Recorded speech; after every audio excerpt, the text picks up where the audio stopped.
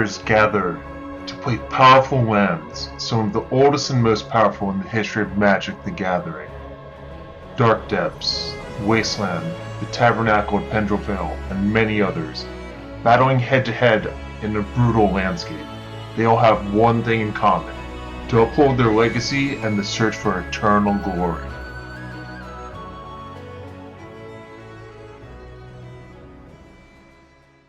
The Eternal Glory podcast is sponsored by Cardboard Live and TheEpicStorm.com. This is Anurag Das, Brian Cook, and Wilson Hunter hitting you live from the Eternal Glory podcast. We are on episode 10. Happy Sunday. How's it going, guys? Why did you say YouTube? What's up, Podbean? It's like what YouTubers say. They'll go like, what's up, YouTube? It's your boy. So I kind of like did our rendition of it. Shouldn't it be like, what's up, SoundCloud? I mean, that's where we upload. What's up, Leaving a Legacy Facebook group? Yeah. What's up, iTunes? What's up, YouTube? Some people use Spotify. Let's give them some love. Nice. I like that. And for more platforms, if you ever want us out on those, feel free to reach out to Brian, and he'll definitely take care of that. This week, we've got some interesting things to talk about. We'll run into it, but it looks like it's going to be something in the ballpark of Brian's playing field, the state of combo. But as usual, before we get into that, let's talk about these quick hits. And also, we had a Reddit listener today talk to or leave a message for us about what the quick hits are. So, not gonna lie, in our show notes, we have a segment for quick hits. And basically what we do, it's just like the overview, preview, I don't know, like the banter, I guess, where we just catch up with you guys, talk about, like donations and things like that. So, yeah, just roll right into it. No donations this week, but we do want to say for, just the viewers or the listeners are aware, we actually were able to hire a new editor for the podcast. Thanks, Phil. And you got a taste of the edit quality in the last episode. In my opinion, it was just fantastic. Catch his deets at Force of Phil on Twitter. And you may know him actually as the host of the legacy podcast Eternal Durdles. Also check the Eternal Glory podcast website for more of his contact information, deets, things like that. And he puts a lot of time into this, and this is a relevant topic to the fact that we did not receive any donations in the last few days, because we just want to tell you all that if you do choose to donate to our show, it goes towards helping edit and host this podcast. So we don't make anything off of this podcast because of the costs associated, such as the editing, and we appreciate your donations. I've been the one who's been editing the podcast before, and oh my god, I actually noticed such a significant difference between like all those sort of like weird things that Phil was just like aware of that I had no idea about. So that's kind of exciting, and I'm looking forward to the next few episodes just being like clean, crisp. I thought that he did an amazing job. And one of the biggest perks, in my opinion, is Anurag had less of a salty mood all week, knowing that he didn't have to edit it. That's exactly what I was going to say. I'm not going to lie. It's just like the thought of like editing it is like, it's like an insurmountable mountain. And I'm thinking like, you know what I could be doing otherwise? I could be talking to my boys about dogs. I could be petting my dog. I could be streaming for the 5th time in 5 days. Speaking of which, Bryant, you had a really good weekend last weekend. I did. Speaking of YouTube, Anurag's favorite hosting platform, you can check out my Legacy Challenge. I was lucky enough to win the challenge, and I uploaded all 10 matches. So go watch them. Clicking on an ad, it gives me like 5 cents, I think. Cha-ching! YouTube, whatever Anurag is for Twitch. Affiliate? No, sponsored? I don't know. That's the equivalent of what I am on YouTube. Yeah, it's really weird. I heard so apparently I found out for like if you don't have like the number of requisite subscribers, like YouTube gets to collect all the money rather than like whoever's putting up the content collecting a portion of it until they hit like that one thing. But you hit that, right? Like a while ago? I did. It's like 1,000 subscribers, yeah. You need 1,000 subscribers, and I want to say like 40,000 hours. I could be wrong. It's like 4,000 or 40,000 hours watched, but I had triple the amount of hours required, so I just needed the subscribers. That's legit. Cha-ching! All right, cool. So that's the Legacy Challenge. Wilson, what are we thinking about now for Cardboard Live? What's been done? What's going to be done? When does my face make a cameo in like one of the like pop? I don't know. Would you do that for me? Just like make a pop up that's just like the Honorog button. Yeah, Oh, sure. yeah?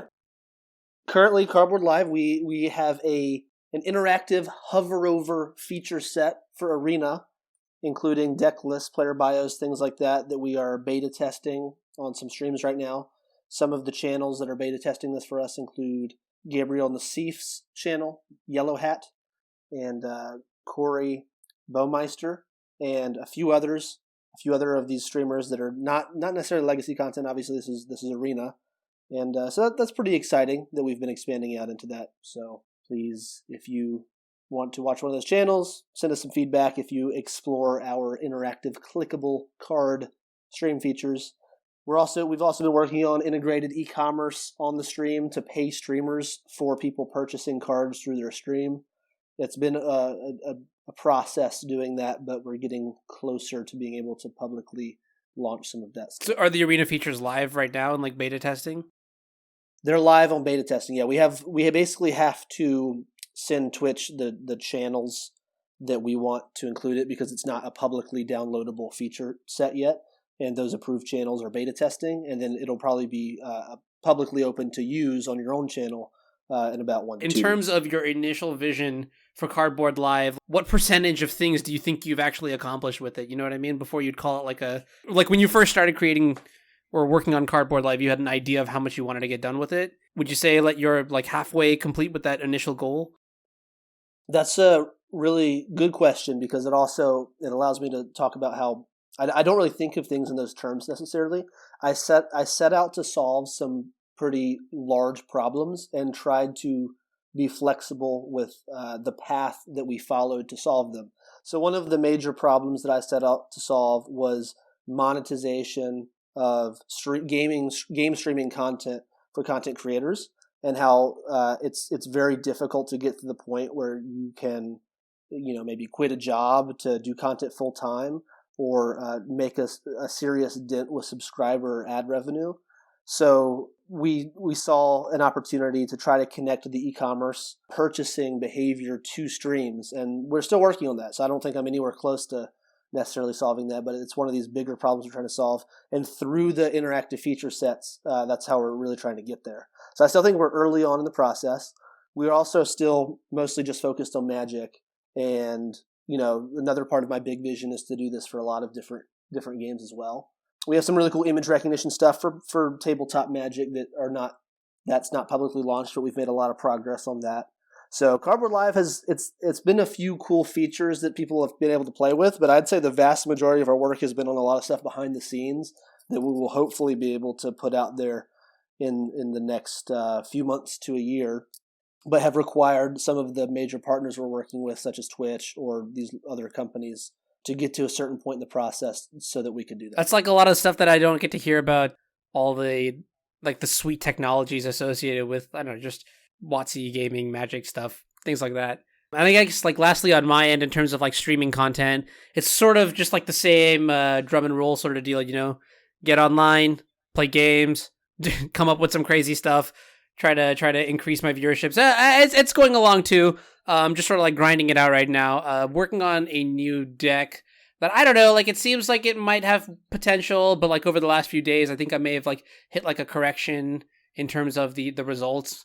Also probably like not playing as well as I should be, but shameless plug, twitch.tv/OnZ104. I'll always be there.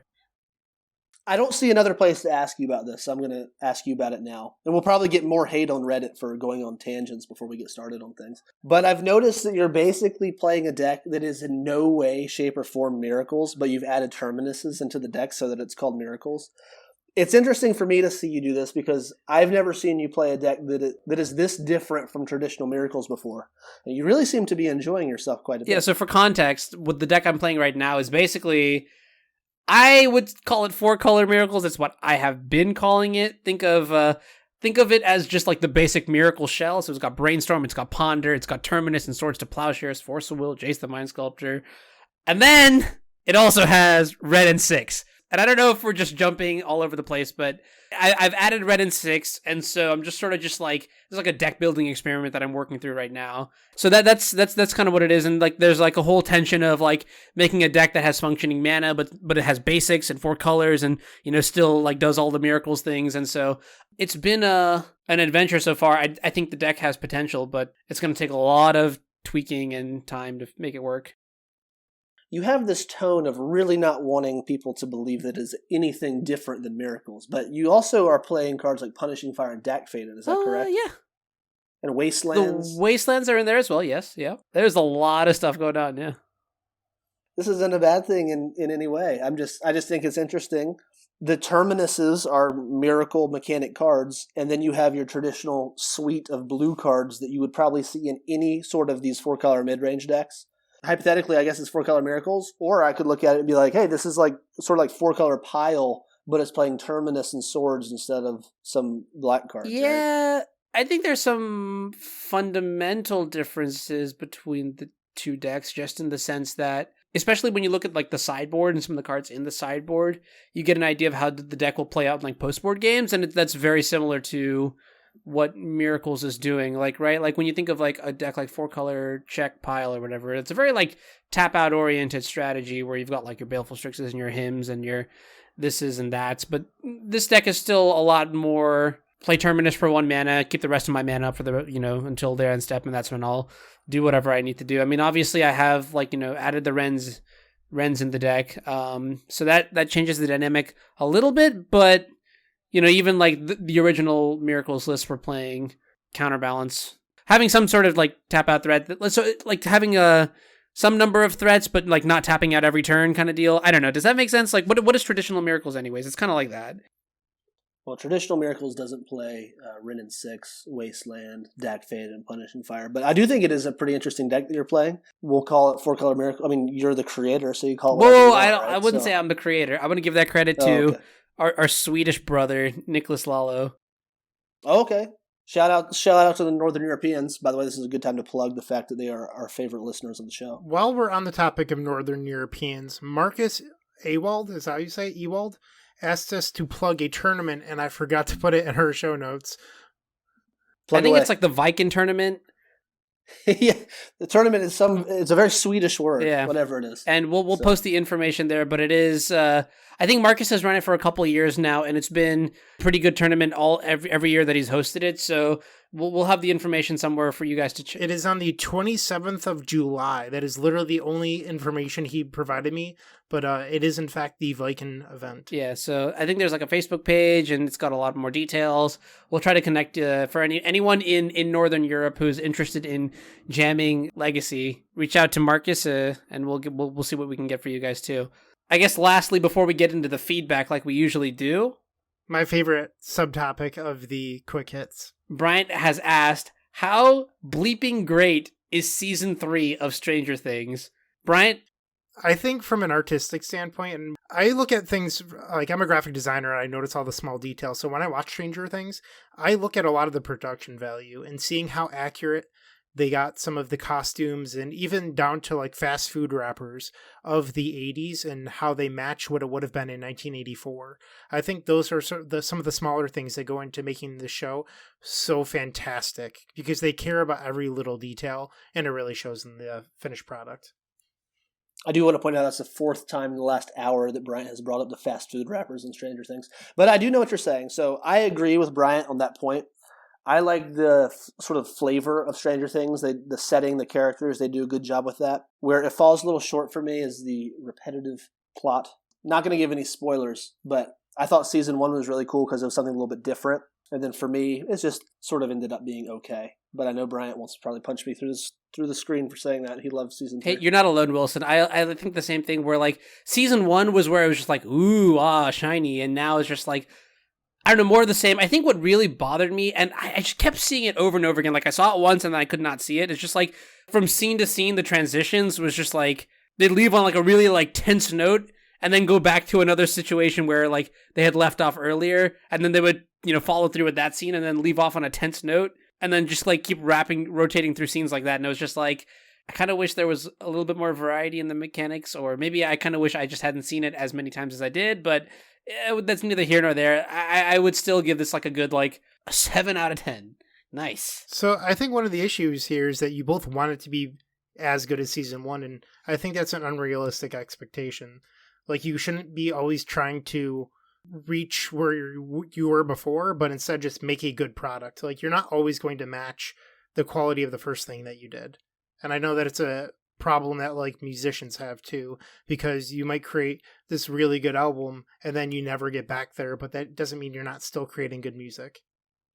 Would you give that advice to Ant players who want their deck to be as good or better than Test? Well, I mean, especially right now in the metagame, they'll just have to settle for being second tier.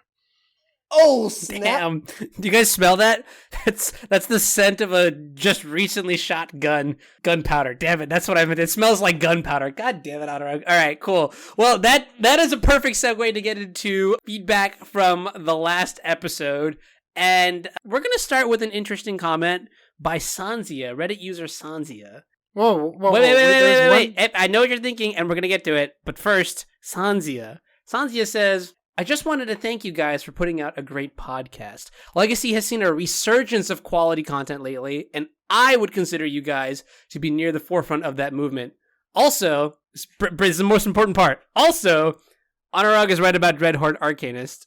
Nice. Sanzia, you have good taste. I made a joke about this earlier, but yeah, let's go Team Dreadhorde. Woo! Phil, this is where you put in like a sound effect for just like the audience cheering.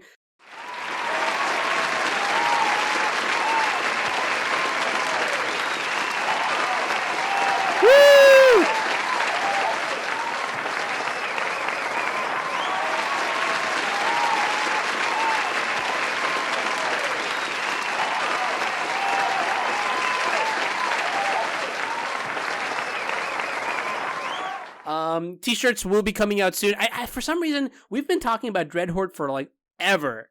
And I guess that's fine. That's not like a bad thing. But yeah, thank you for your feedback, Sanzia. Wilson, do you have anything to say about this Dreadhorde fan? Hey, thanks for listening. So our next bit of feedback is from Anzi D on Reddit. Players gathering to cast magic spells. How old and epic only time will tell. My favorite intro so far.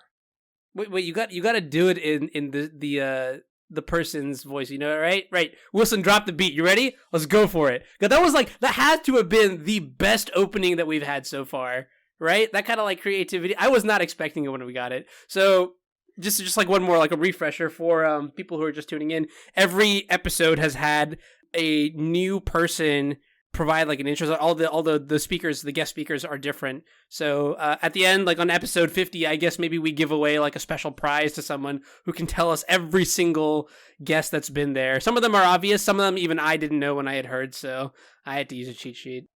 I have a spreadsheet with every single person and what cards they say, because the first one says Lightning Bolt, Dark Ritual, Forcible. So I even keep track of the cards that are used. I like it when they customize the opening to like the cards that they play in Legacy. It's just like a nice little bit of like seasoning to the intro. Thank you for that intro. It definitely like made me smile every time I heard it. All right, so we got another comment here. So this is from James Shu. Hey, good episode. I think the whole MTGO meta can be summarized into one sentence that the Brainstorm Show guys discussed back in the day. It's like one large LGS. Well, thank you, James. First of all, I'd like to thank you for being a listener of this show. But maybe more importantly, thank you for listening to the Brainstorm Show. Really appreciate it. You sound like a great guy, so thanks. Do you remember saying this? I sort of do, but I think that was sort of an ongoing theme when we would think about the Magic Online meta. And so I think we probably said that more than That's once. Cute. I like that. I like that. That's one big LGS. I want to say the active league currently is just under 200 players. So it's like leaving a legacy open. Well, that's still a lot of players, so I'll take it. So I don't think Honorog should have to read the last bit of feedback, considering it's about me, about him. So I will read it. It's from Julian Knob, and it's like one of the first comments we've actually gotten on our Facebook page. So thank you, Julian, for commenting on there. And for those of you that haven't followed our Facebook page, please do so. Love the episode, especially the part about better technical play. Checking the opponent's life pad is something I've often been doing too. Hot take. Anurag doesn't like bluffing because he's generally hesitant to make the intuitive play. Being ready to make the intuitive play is a major part of selling a bluff. Your opponent must believe that you are capable of making an emotional or intuitive play in order to buy into it. I've talked a lot about making the intuitive play with Philip Gallagher, is that how you say it? When he was still around, and he was a major proponent of it, which is why I would argue was a major reason he never went to time and was so feared because he was so hard to read. Yeah, this is a really interesting point, and I feel like there's a lot to unpack here. So I'm going to actually say this is closer to correct than I'm willing to make, but I actually don't even know if that's necessarily like a good or a bad thing. Like labeling with good or bad is probably neither here or there. One of the things that I find myself always running into issues with is like when I'm making a play, I think just like the nature of the way like the Miracles deck will play out, right? You're always trying to play reactively. You're always trying to answer what your opponent is doing, right? They play Delver, you play Plow kind of deal. They play Liliana, you hopefully have like the Spell Pierce for it or something. What bothers me usually when I'm playing Magic is like I always try to think about how things go wrong. And more often than not, I find myself going too deep into like how things can go wrong. You know what I mean? It's just imagine like like a decision point, like you make a tree out of all the disordered decisions lines you can take and like the possible outcomes and consequences. And so I try to go all the way down to the lowest level possible. Doing this, I can beat Spell Pierce, I can beat Stifle, I can beat a Daze. But if they have a Force of Will on top of that, can't beat that. All right, and then go down another line. All right. I can beat Spell Pierce, Stifle, Lightning Bolt, but I can't beat Daze if they have the Lightning Bolt or whatever it is. You look at all the different sorts of combinations and things like that. And to sort of fulfill one of those timelines, I usually play in like a super strange or, for example, a lot of the time, what's the intuitive play? Your opponent plays a Delver, you either sometimes take the hit or whatever, or wait for it to flip, and then when they attack, then you plow it, right?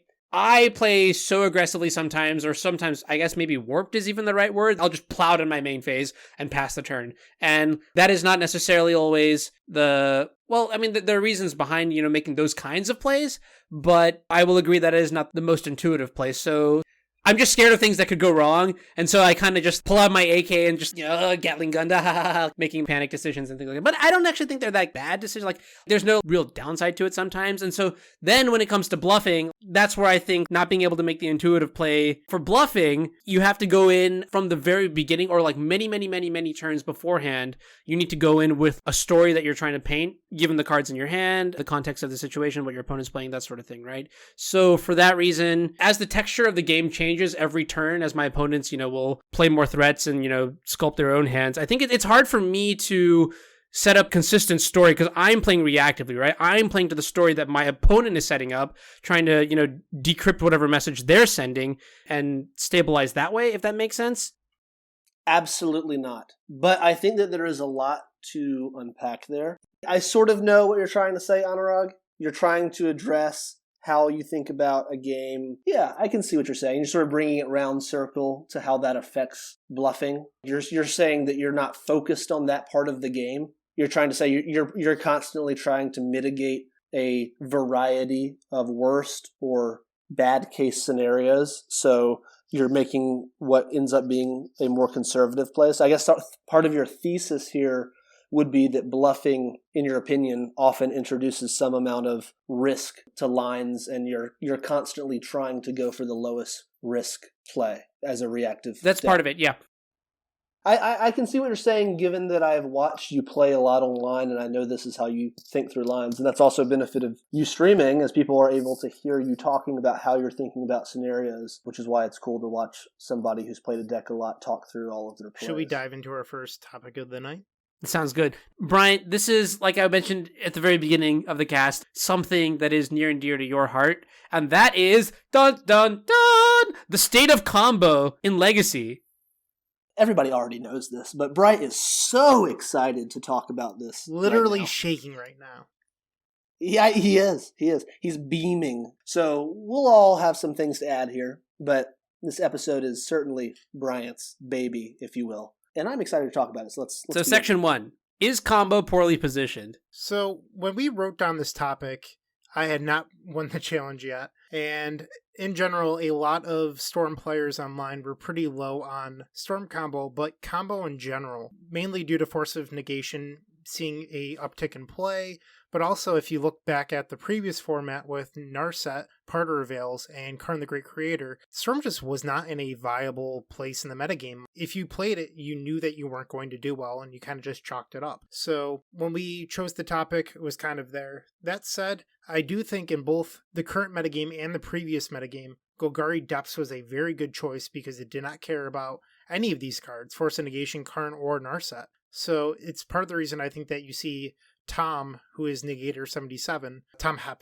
is his full name, do very well over the last 3 months. And I still think that these black-green depth decks are a very good choice. But recently we've seen a metagame shift, and that is due to Ren and 6 entering the metagame. And what it's done is it's turned all of these decks that were pseudo-prison decks and it sort of morphed them into a more mid-range deck so they could combat the other mid-range decks. And what's happened is Maverick has come back. So when Maverick came back, a bunch of people decided they wanted to play Elves again. And when a bunch of people played Elves, that left Storm back in a good position in the metagame. And I was pretty fortunate to be someone casting Rite of Flames on that day. You guys have any thoughts on what I've said so far?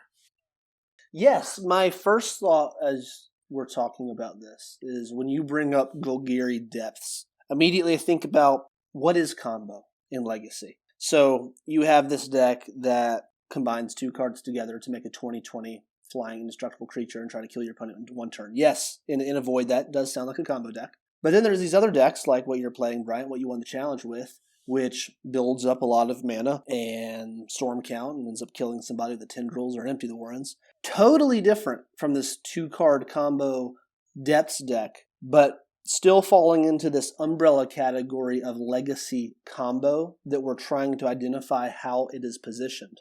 And I would argue generally, before we continue to dive into this and talk in more detail, that often in Legacy we see certain types of combo decks that attack on entirely different axes from other combo decks be very well positioned, while those other combo decks are very poorly positioned. And in general, I think we're saying a couple things in this episode, right? We're saying that all combo decks as a whole, if you were to aggregate them together and just look at all combo decks, are potentially are not as great or were not as great at that time a couple weeks ago. But then also maybe we'll dive into specific combo decks as well, and you'll talk about what you're discussing now. You do well with a Rite of Flame deck. Well, what's the difference between that and a Cabal Ritual deck, right?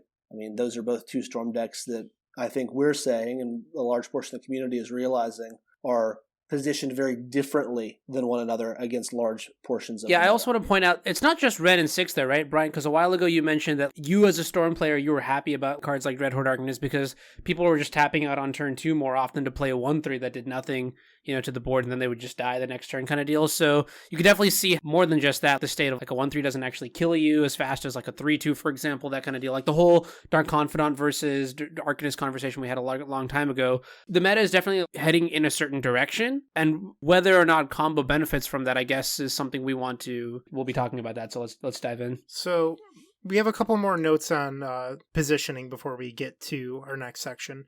And I think one of my thesis for this entire episode is that I think speed means a lot in the metagame right now. So if Maverick is one of the most popular decks in the format, you need to be able to win somewhat consistently before turn 2. And even a high percentage of the amount of time on turn 1 if you're going to be beating these Maverick decks. Because you want to be able to win the game before Gaddock Teeg or Thalia, Guardian of Thraben, hits the table. So let's look at Ant, a deck that Wilson has love for in his heart. He's played it to a Star City Invitational top 8. So I know that Wilson is a big fan of casting Cabal Ritual. But in the current metagame, you're looking at beating Thalia, Gaddock Teeg, and playing all of your cantrips before Narset hits the table on turn 3. But one of the issues with that is Ant is currently constructed to be playing 12 cantrips that all cost 1 mana due to the banning of Gitaxian Probe. So how often are you finding your 4 of Infernal Tutors or your 1 of Dark Petition, or in Wilson's case, Grim Tutor? Wink, wink, nudge, nudge. You have to spend time doing these things, and I think with Ant not being very threat dense, but also playing more cards that aren't actually haymakers, they're sort of filler cards like Preordain, you spend more time, which makes you lose percentage points in matchups like Maverick, or you're a little bit too slow against Miracles, because Miracles has gotten to the point where it's so difficult to go over them unless you're playing something like Cloud Post, because its late game is so incredible now due to cards like Accumulated Knowledge. So in general, I don't think that cards like Reign of Filth should be played at the moment. Reign of Filth is traditionally good in really slow metagames, and we're just not there. So, Wilson? Yes. My larger theory behind Ant is that it was extremely good in a time where people did not respect it enough, largely because I think a very small number of people actually played it very well, and therefore people didn't really need to. So the metagame often reacts in ways that it should react, and you really didn't have to respect Ant tremendously if you weren't playing against one of the few players who were playing it well at the time. But since that era, and largely also because of Magic Online and people playing a lot of Ant during various cycles, seasons, if you will, I think that not only is it the printing of cards that have changed, but people have built their decks in ways that understand how to fight a deck like Ant. Ant was always fantastic at outgrinding blue decks and even grindy decks. And I loved Ant in an era where people were playing Delver decks and always thought that they should be favored against you, and they never actually were. That's when I felt like Ant had its biggest advantage. Even against Miracles in the days of Countertop, I would generally do pretty well with Ant before I think people understood really how they needed to be fighting against Ant in that matchup. But I think as a community, people really started to understand and figure out how they should be combating Ant, developed a respect for it. And then we also increased the number of Chalice decks and decks like that in the format. I think we went through a time where Chalice decks were pegged, quote, ape decks, if you will. People didn't really respect them very much. And then they became essentially tier 1 for a little while. And now a lot of at least decent players will be playing Chalice decks, and they're generally more accepted and respected in the community. And I think you see them a lot more. And for that reason, when you add in decks like Death and Taxes, Maverick, the Chalices running around, new cards like Narset being printed, there's a lot of angles that attack Ant, and you can't just play against these old school blue decks with a lot of soft permission that are going into the mid or late game anymore. I have 3 things that I want to say. One other deck that comes to my mind in terms of people have sort of learned how to play against it is the Lands deck. I don't know if you remember a couple years ago, Dave Long was just absolutely tearing up the SCG circuit. I mean, a lot of stuff has gone on since then, but Lands is I haven't seen it a lot online, and I haven't seen it a lot in paper. There are just like a couple people I know by name now that would be playing the deck. And I think that might also just be the same thing that goes for Storm, right, Wilson? So you're saying that people would not really respect Storm as a deck because there were so few people that played it really well. And that's kind of the boat that I used to be in, where I could count on my hand like a number of people that I would go into a Grand Prix room and say, like, are they playing in this event? No? Okay, cool. I just don't care about this deck then. That kind of deal. Now it's a lot harder because just on Magic Online, anyone could be playing anything, and a lot of this information is just so much more freely available. That's a great example, by the way. I was going to let you keep going, but I do want to say Lands did almost the exact same thing as Ant, so I agree with what you're saying. The second thing is, and this is going back to what Bryant was saying earlier, right, regarding Maverick, there's one concept that I learned about early on when I was just getting into Legacy and just Magic in general, right? The concept of the critical turn, especially like in a fair versus unfair matchup. I guess it goes from both sides, hearing the way that you're thinking about the matchup too. But usually when I would be playing Miracles or something like that, I'd be like, all right, this is what I need to do in my match. I need to draw a bunch of counters, and to get those, I play my Ponders and Brainstorms, but obviously the question is, when can I play it, right? When am I able to actually tap out on turns to resolve a threat or to dig for another piece of hate or something like that? For example, against Sneak and Show, right? I would say that the critical turn that they actually deploy their combo would either be, turns 2, 3, or 4, somewhere within that range. So especially during that time frame, I'm a little bit more cautious. And when I say that's when they deploy their combos, because they've got acceleration or just like the actual CMC of the cards of Show and Tell and Sneak Attack, that's the critical turn. So I guess thinking about it from the other perspective, Brian, you're saying, you need to be able to combo off on turns 0, 1, or 2 before your opponent is able to get the CMC2 Hate Bear into play to slow you down kind of deal, which is really interesting. And the third thing I had in mind was it's just kind of interesting to keep track of what the critical turn is from the combo side of things. For example, like you want to be able to play maybe duress on the draw instead of a ponder against miracles because of the nature of counterbalance in the matchup kind of deal. So Wilson mentioned Maverick. I think he did. Or no, he was mentioning Chalice decks not being respected, Yes. and now more people are playing Chalice. That's what it was. So I said Maverick too. Maverick and Death and Texas have recently picked up their Chalice of the Void count in the sideboard, because what it allows is for these mid-range players to play a Chalice on 0, which dramatically increases the likelihood that they will live until turn 2. And I think something that not a lot of players are respecting, because the way that a lot of Ant sideboards are built is they're playing cards like Fatal Push or Hurkyl's Recall. And while these cards are very good because they do kill Thalia or Genetique flat out, and Hurkyl's Recall is amazing against decks like Eldrazi Stompy, the issue is that they're not very good against Maverick. And when you're building a sideboard, I personally like more diverse cards that can come in several matchups. And when you have a Fatal Push in your hand, it looks really dumb when your opponent plays a Chalice for 0, just praying to have one more turn. So in those sort of scenarios, I prefer a card like Chain of Vapor, even though it doesn't permanently answer Genetique. And I think that these are the small adjustments that are okay. Because later on I talk about how people swap one card and expect a big difference. I think that these are smaller metagame shifts that are more important than some may realize. Yeah, I kind of use the same principle with designing my sideboard for Miracles. The second reference to Philip Schoeniger, that was his sort of philosophy too, is that you want to have a bunch of like very widely applicable 50-50, 51-49% cards, or maybe a little bit more than that in the sideboard. But like, because Legacy is just so wide open, it's one large LGS, you can play against anything, right? And so you want to have tools that can go into all those sort of matchups. So I kind of see the Chain of Vapor sort of fitting in to that sort of theory. So I do have one counterpoint, and I mean, I'm arguing against myself here, which is kind of funny, but this is because we're coming right out of the Vancouver Mulligan. But going into the London, I still have this philosophy, but that might change 6 months from now when we have 6 months of data testing, because haymakers like Hurkyl's Recall, Rest in Peace, Arcane Lab, no one's going to play Arcane Lab, but you get the idea that they're dedicated hate. Those might be better down the road. Oh, I've seen Arcane Labs. Don't jinx Rule of yourself law, there, you can't buddy. Red Elemental Blast it. Come on. Anyway, so the next deck was Sneak and Show. This is actually one of the few decks that I don't think should speed up. I think Ant needs to speed up if it's going to continue to be competitive. Sneak and Show, I think, is already an appropriate speed for what the deck does. But I think if it's going to beat these Maverick decks and all these other mid-range decks, I think Omniscience should probably see an uptick. And maybe even the Cunning Wish List, because I know that's what JPA was having a little bit of success with when he went on his tear. But instead of 2 Omniscience, I would say 3, possibly even 4 if Maverick becomes a tier 1 deck. Wait, just to clarify, what is your actual position on Sneak and Show? Is it poorly positioned or not? I don't think it's very, very well positioned. Maverick tends to beat it up if it doesn't draw the Omniscience. But they also have Night of Autumn to put into play, unlike Death and Taxes, to destroy the Omniscience.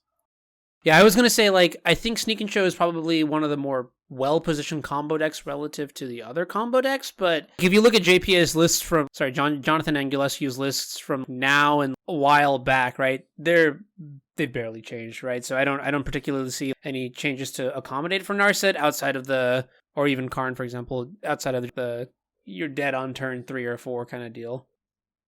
Interesting. From my outward perspective here, not having played it nearly as much as you guys lately, I would think the Sneak and Show, or just Show and Tell in general, even with Omniscience, and I agree with Bryant that I think Omniscience as a card is better positioned now than it was 1 month ago. That's probably what you want to be doing. But the deck in general doesn't seem that great. Maybe I'm overvaluing Narset's impact on the meta, but I think that's pretty brutal. I think that a lot of these more effective, grindier blue cards do better against Show and Tell decks than any of the other combo decks, because Show and Tell, once it goes for some sort of early to mid-game combo, it has this sort of rebuild element that is what makes the deck one of the deck's strengths, but some of that is mitigated when the other fair decks have a lot of these tools that are generating a little bit more card advantage now, and have an effect, like, for example, the static on Narset to stop a lot of that. If I'm fatty cheating, I would want to maybe check out a Reanimator deck before I sleeved up Show and It's Tell. funny you mentioned that. Reanimator is our next deck that we will discuss. Hey, Brian, can I ask you a question? Of course, Anurag. Do you ever view tests as sort of a control deck? I do not. I know that some Storm players often like to pretend that they're the control deck against blue decks. I think I want to choose my words wisely here. I think it's a misconception that people have from the top era, because people were playing Croson Grips and Abrupt Decays and Fluster Storms, and there was these massive games between Ant versus Miracles that are larger than Legend now, where it's turn 13 and I cast my Croson Grip on your top, but you secretly put a Mentor there and like all that stuff. But like, oh my god, he had the tendrils floating on top the entire time or whatever. Like these sort of things, they get built up so that way people remember them to be this much greater thing than they actually were. So nowadays, when people are trying to fight Miracles, they think about that, and that's how they want to build their decks, with 2 Past in Flames.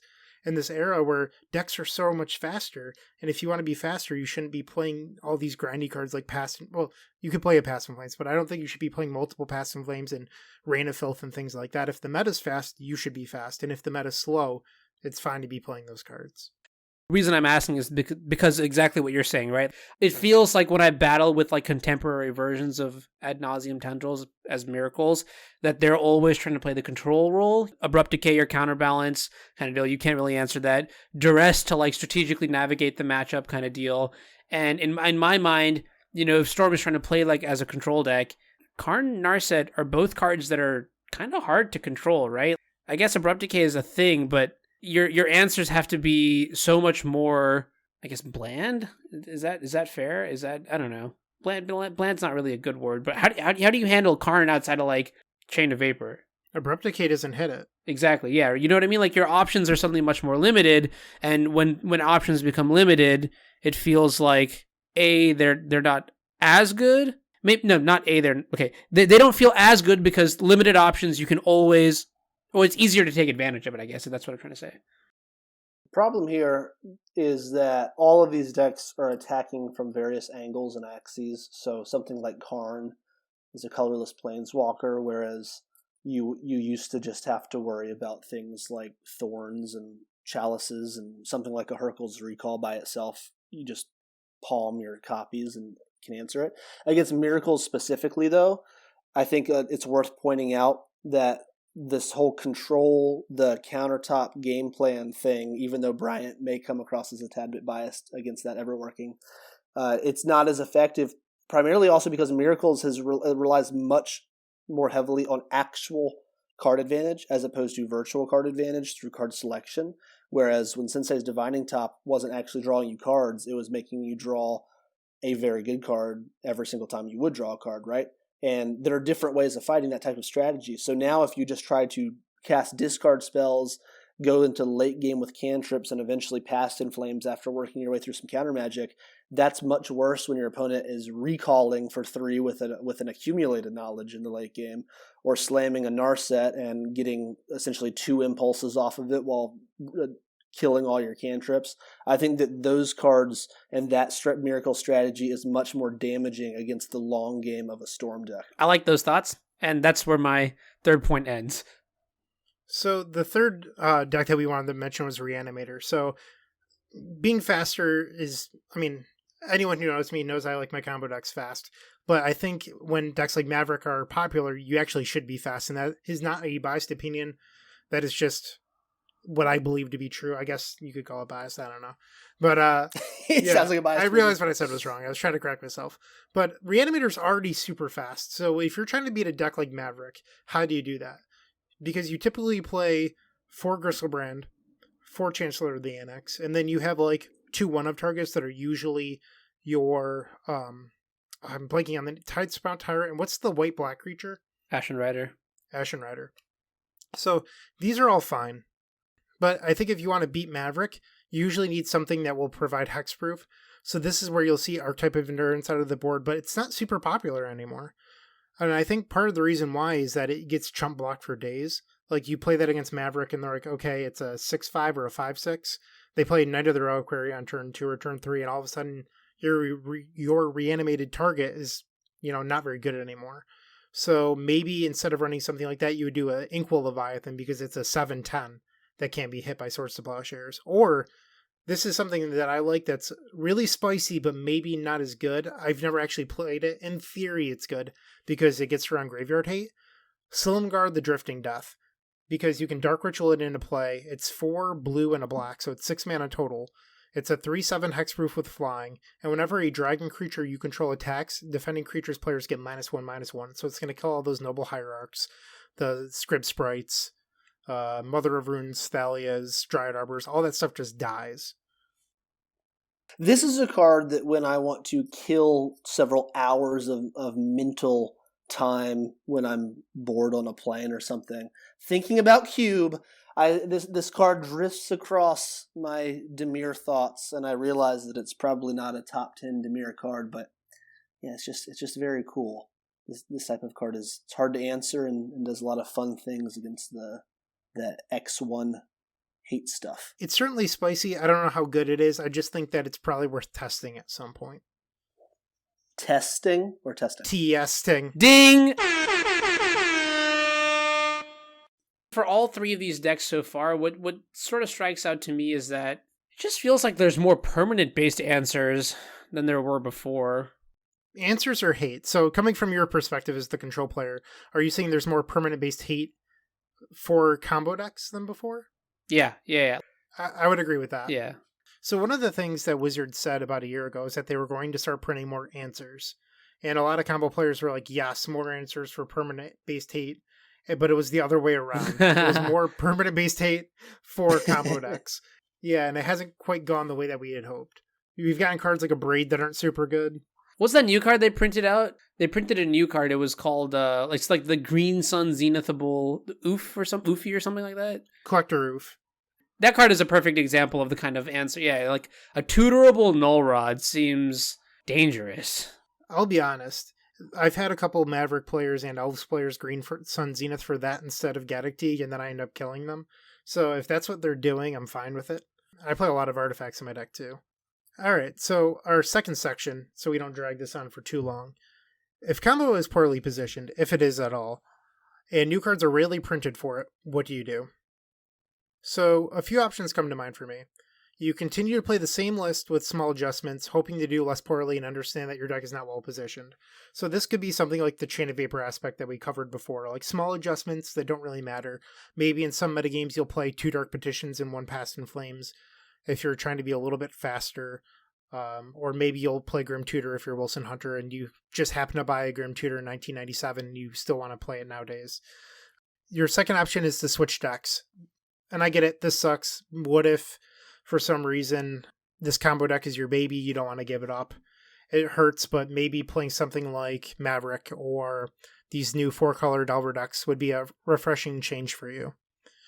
And the third one is something that I did a couple years ago. So I play TES through thick and thin, no matter what.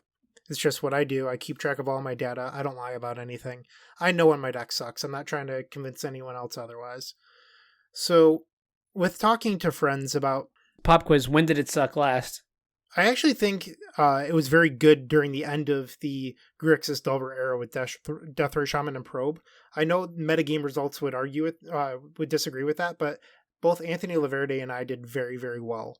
It's just that there wasn't a number of us playing the deck. Wait, so when did it suck last? I think that it was truly awful at the end of the Miracles era. Like, I was lost. I couldn't figure out what to do. My win percentage was low 50s. Like, I just didn't know how to solve that metagame at all. And that was back when, like, Check Pile had, like, 2 spell snares and 2 counter spells, too, right? 4 Snapcaster Mages, like, way back. Yeah. All right, continue. Yeah, change in perspective.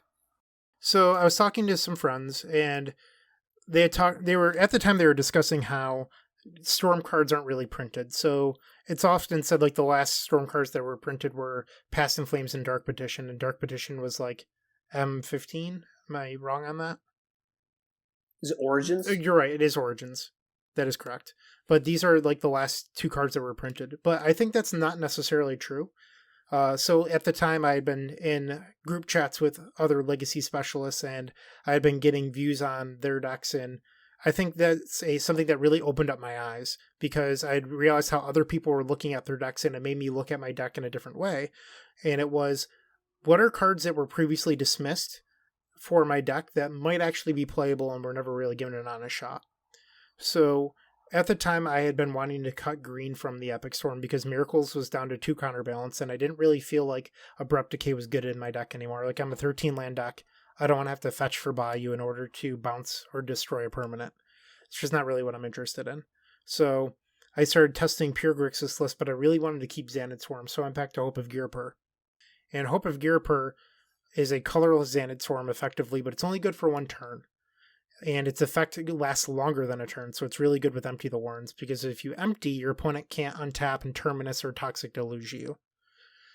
I was looking at Hope of Girapur, and I was testing it, and people immediately gave me bad feedback saying that it was a strictly worse Xanad, the card sucks, it loses to Norod, how could I possibly be playing a card this bad?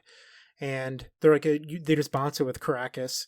All these things that people were saying, but they hadn't ever really tested it. So if they had tested it, they would realize, like, who the hell other than Death and Taxes is playing Caracas? Norod's sometimes a one of in Delver boards, and you're not really boarding it in against Delver. It's really for, like, the Sneak and Shows and the Miracle decks of the world. And so I started testing it, and when I was testing it, I was pleasantly surprised. And with testing it, I was like, hey, I'm now up to 15 artifacts in my deck. I wonder if that's enough for Mox Opal. Because Mox Opal is a very degenerate card. And the Storm players had never really tried it. And I was like, well, this could, in theory, this is on the power level of Lotus Petal or even Lion's Eye Diamond. What if this is a Storm card? So I started testing it and I tried some wonky lists. And recently I've gone back to Mox Opal due to Defense Grid being another artifact for turning it on. And I just think that sometimes people aren't evaluating everything they could be.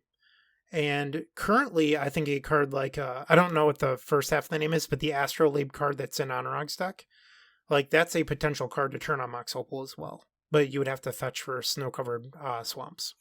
That is probably the most poetic thing you've ever said to me, and I resonate with that so much.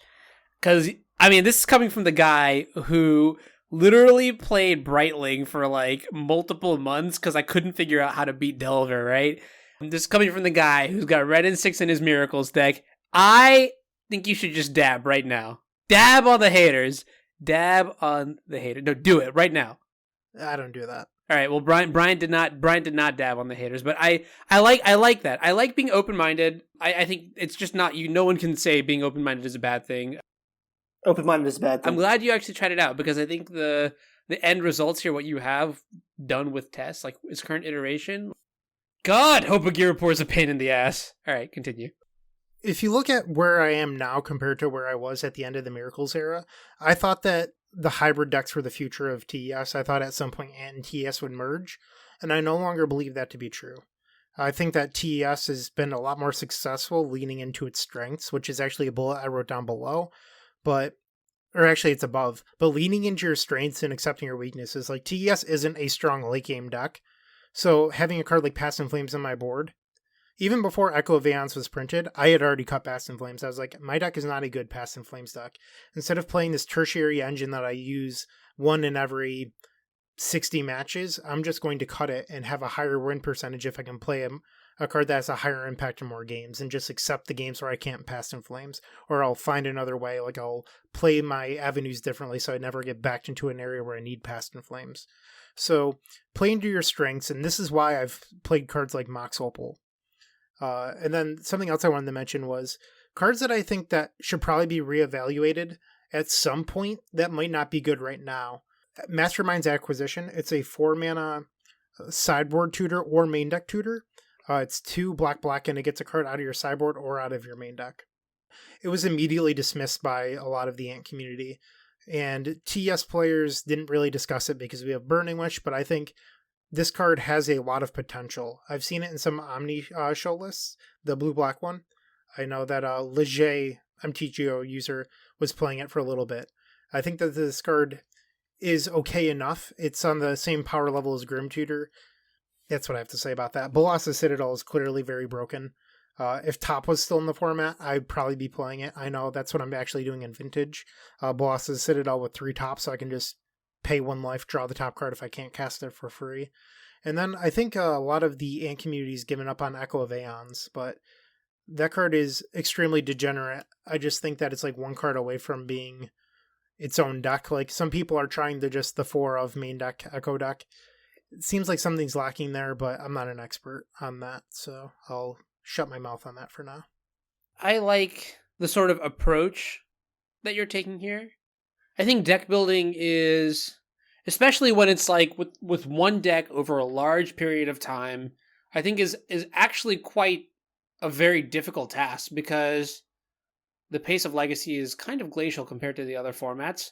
That being said, it has sped up a decent bit, just because of like the large number of cards that have been injected in the format. But in terms of like looking at a deck and thinking about it from like a core critical level, like what am I trying to do? How am I doing it?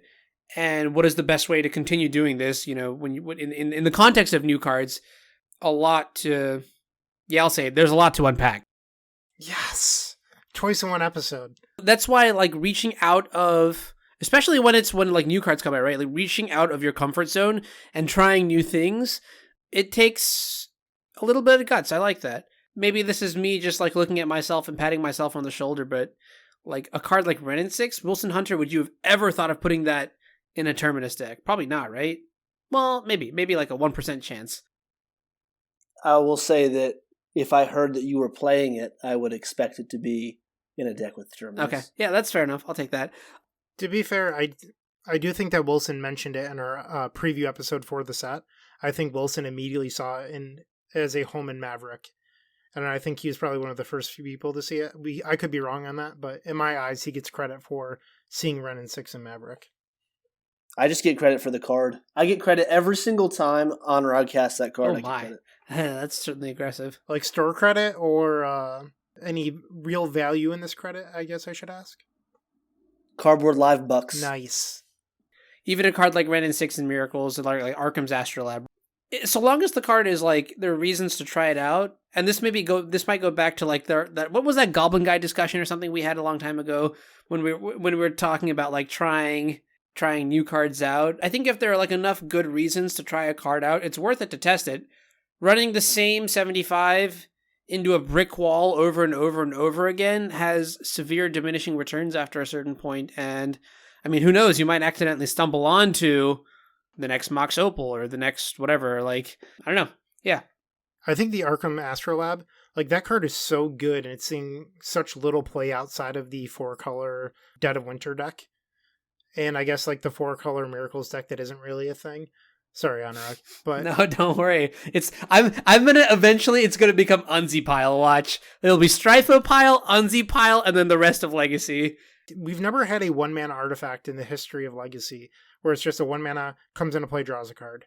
So there's a bunch of effects like Chromatic Star and Chromatic Sphere, but it's really 2-mana draw a card, and then it filters. So I think that this card is very interesting because it can replace a card like Preordained while also turning on Mox Opal to make your deck faster. So it provides a little bit of consistency.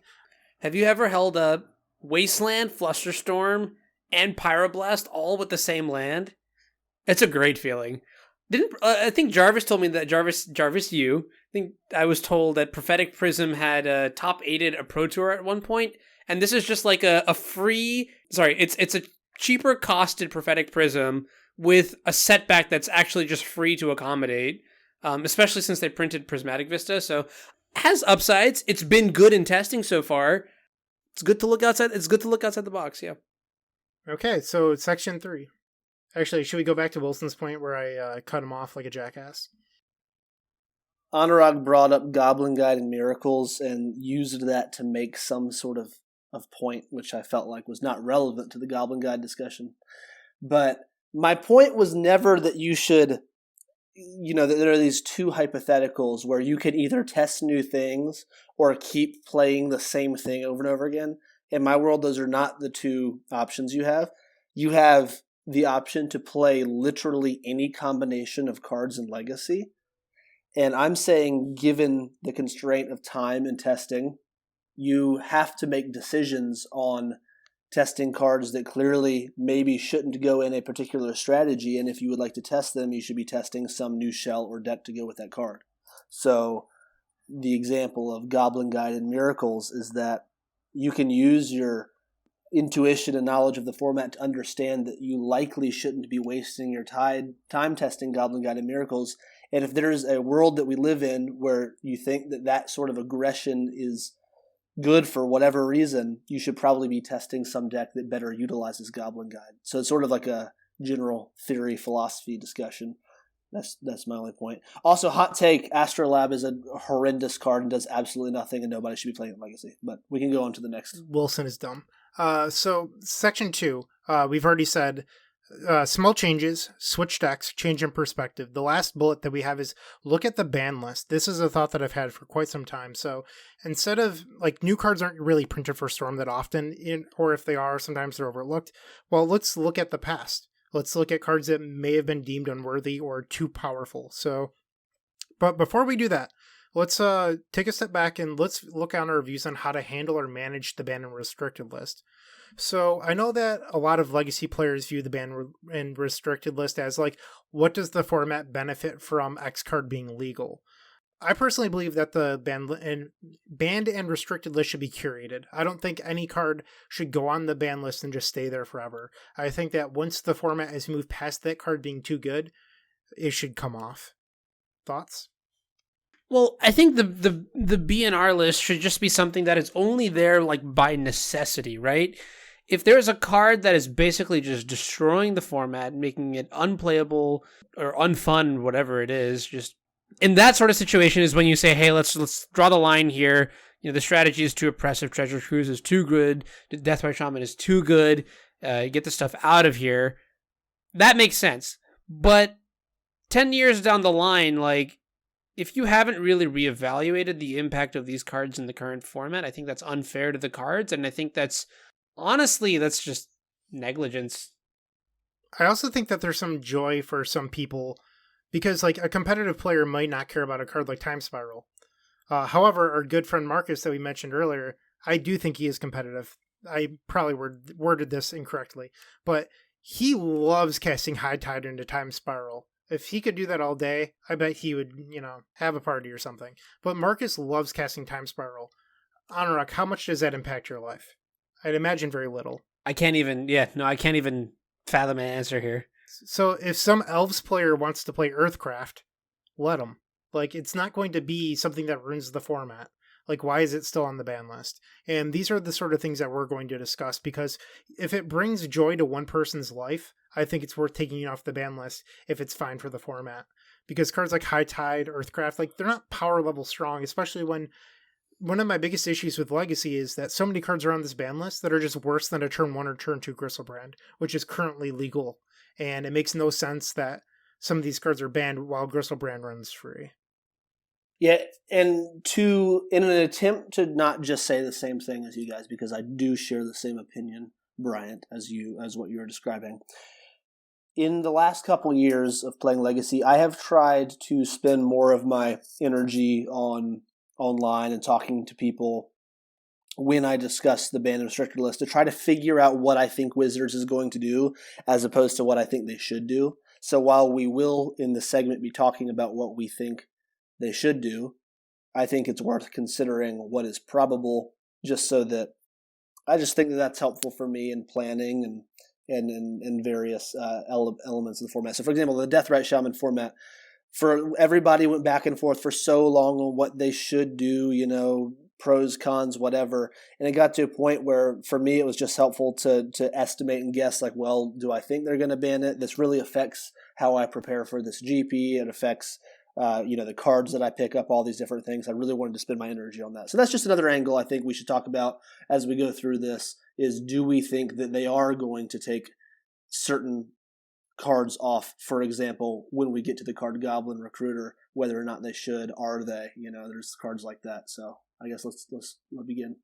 Piggybacking on that, I do believe that Wizards is more likely to always ban an enabler rather than a degenerate piece of a combo. So looking back on the Survival of the Fittest days, people wanted Vengevine banned so that way they could continue to play Survival of the Fittest. But that's not the way that Wizards views the ban and restricted list. They like banning the enabler so that way the cards that they print in the future aren't restricted to survival of the fittest in Legacy. Not that they actually consider Legacy, but this sort of mindset where they don't want to be restricted down the road due to some degenerate card in another format. Let me ask you a question, because I feel I have an interesting take on this, and here's my take. Ready? Do you think Sensei's Divining Top should have been banned? Me personally? Yeah, amongst other options. I mean, I agree Miracles needed to be tamed back in the day. Would you have done it the way Wizards did it? I was pro top ban. I tried to not be too vocal because I had some very good friends at the time that were very anti-ban. I saw people saying that Terminus should have been banned, and that was the real issue. To me, it comes down to something I was going to mention under Goblin Recruiter, which is time. I played a lot of competitive events during the heyday of Miracles, and watching inexperienced players spin their tops over and over and over again because they can't remember the top 3 cards of their deck became an issue. Because at Eternal Weekend 2 years ago, or maybe it was 3 years ago at this point, I was sitting there in between rounds. Every round was 45 minutes over time because Miracles players. Okay, that's interesting. I guess my take on the card is the situation is I probably would not have done it the way the Wizards did it. I think I would have actually gone after something like Terminus or Counterbalance just to see like what happens to the format in that sort of situation. Just because the impact of banning a card like Top affected so many other decks and so many other things. And I guess what I want to just like latch on is in terms of Legacy, which is a format that goes largely unregulated by Wizards. I feel like it'd be really cool if there was a way for like players to curate the ban list. I don't think that's a good idea. Within reason. No, I think because for the most competitive format, or like I get that like for time reasons you want to ban Sensei's Divining Top, that's fine. That makes sense.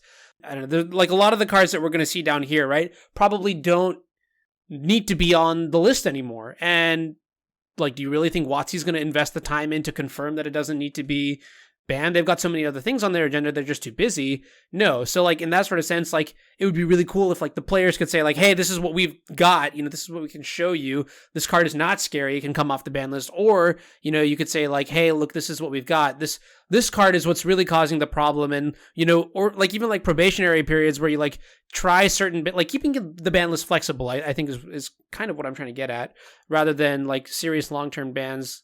I mean, I don't know how much testing goes in there. I guess Gitaxian Probe ban is one ban that WotC did that I was very impressed by and completely taken aback by, and goes against a lot of the theory that I had on their stance for the ban list. So props to WotC for that. But in general, I feel like people who play the game like day in, day out, grind, and like know the interactions, know the power level and things like that.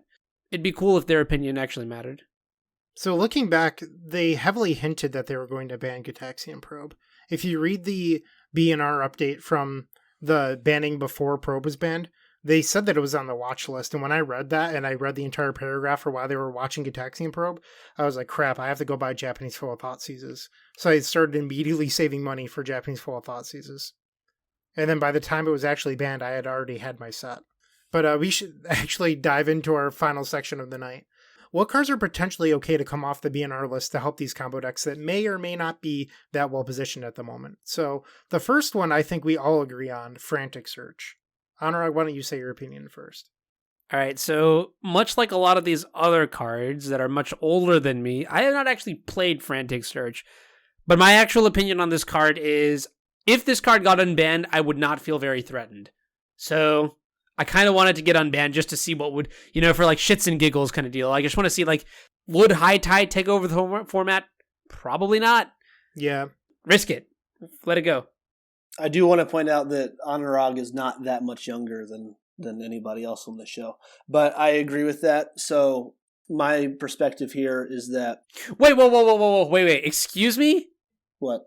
How old are you, Mr. Hunter? Oh, I don't think we're revealing that quite yet, are we? Okay, ethical question. Do you think the amount of hair on someone's head would be indicative of their age? Ethical question? It's just a yes or no. Is that ethics? The hair on their head. I'll let you think about that. We can talk about it some other day, but I just want to leave that lingering in your mind somewhere. Mine or the listeners? Yours. Mine. Okay. I will definitely think about that. But back to Frantic Search, and I hate to say this because of our Northern European listeners named Marcus, but I think that there are enough tools right now to properly fight High Tide in a manner that even Frantic Search High Tide would not be tier 1, unfortunately.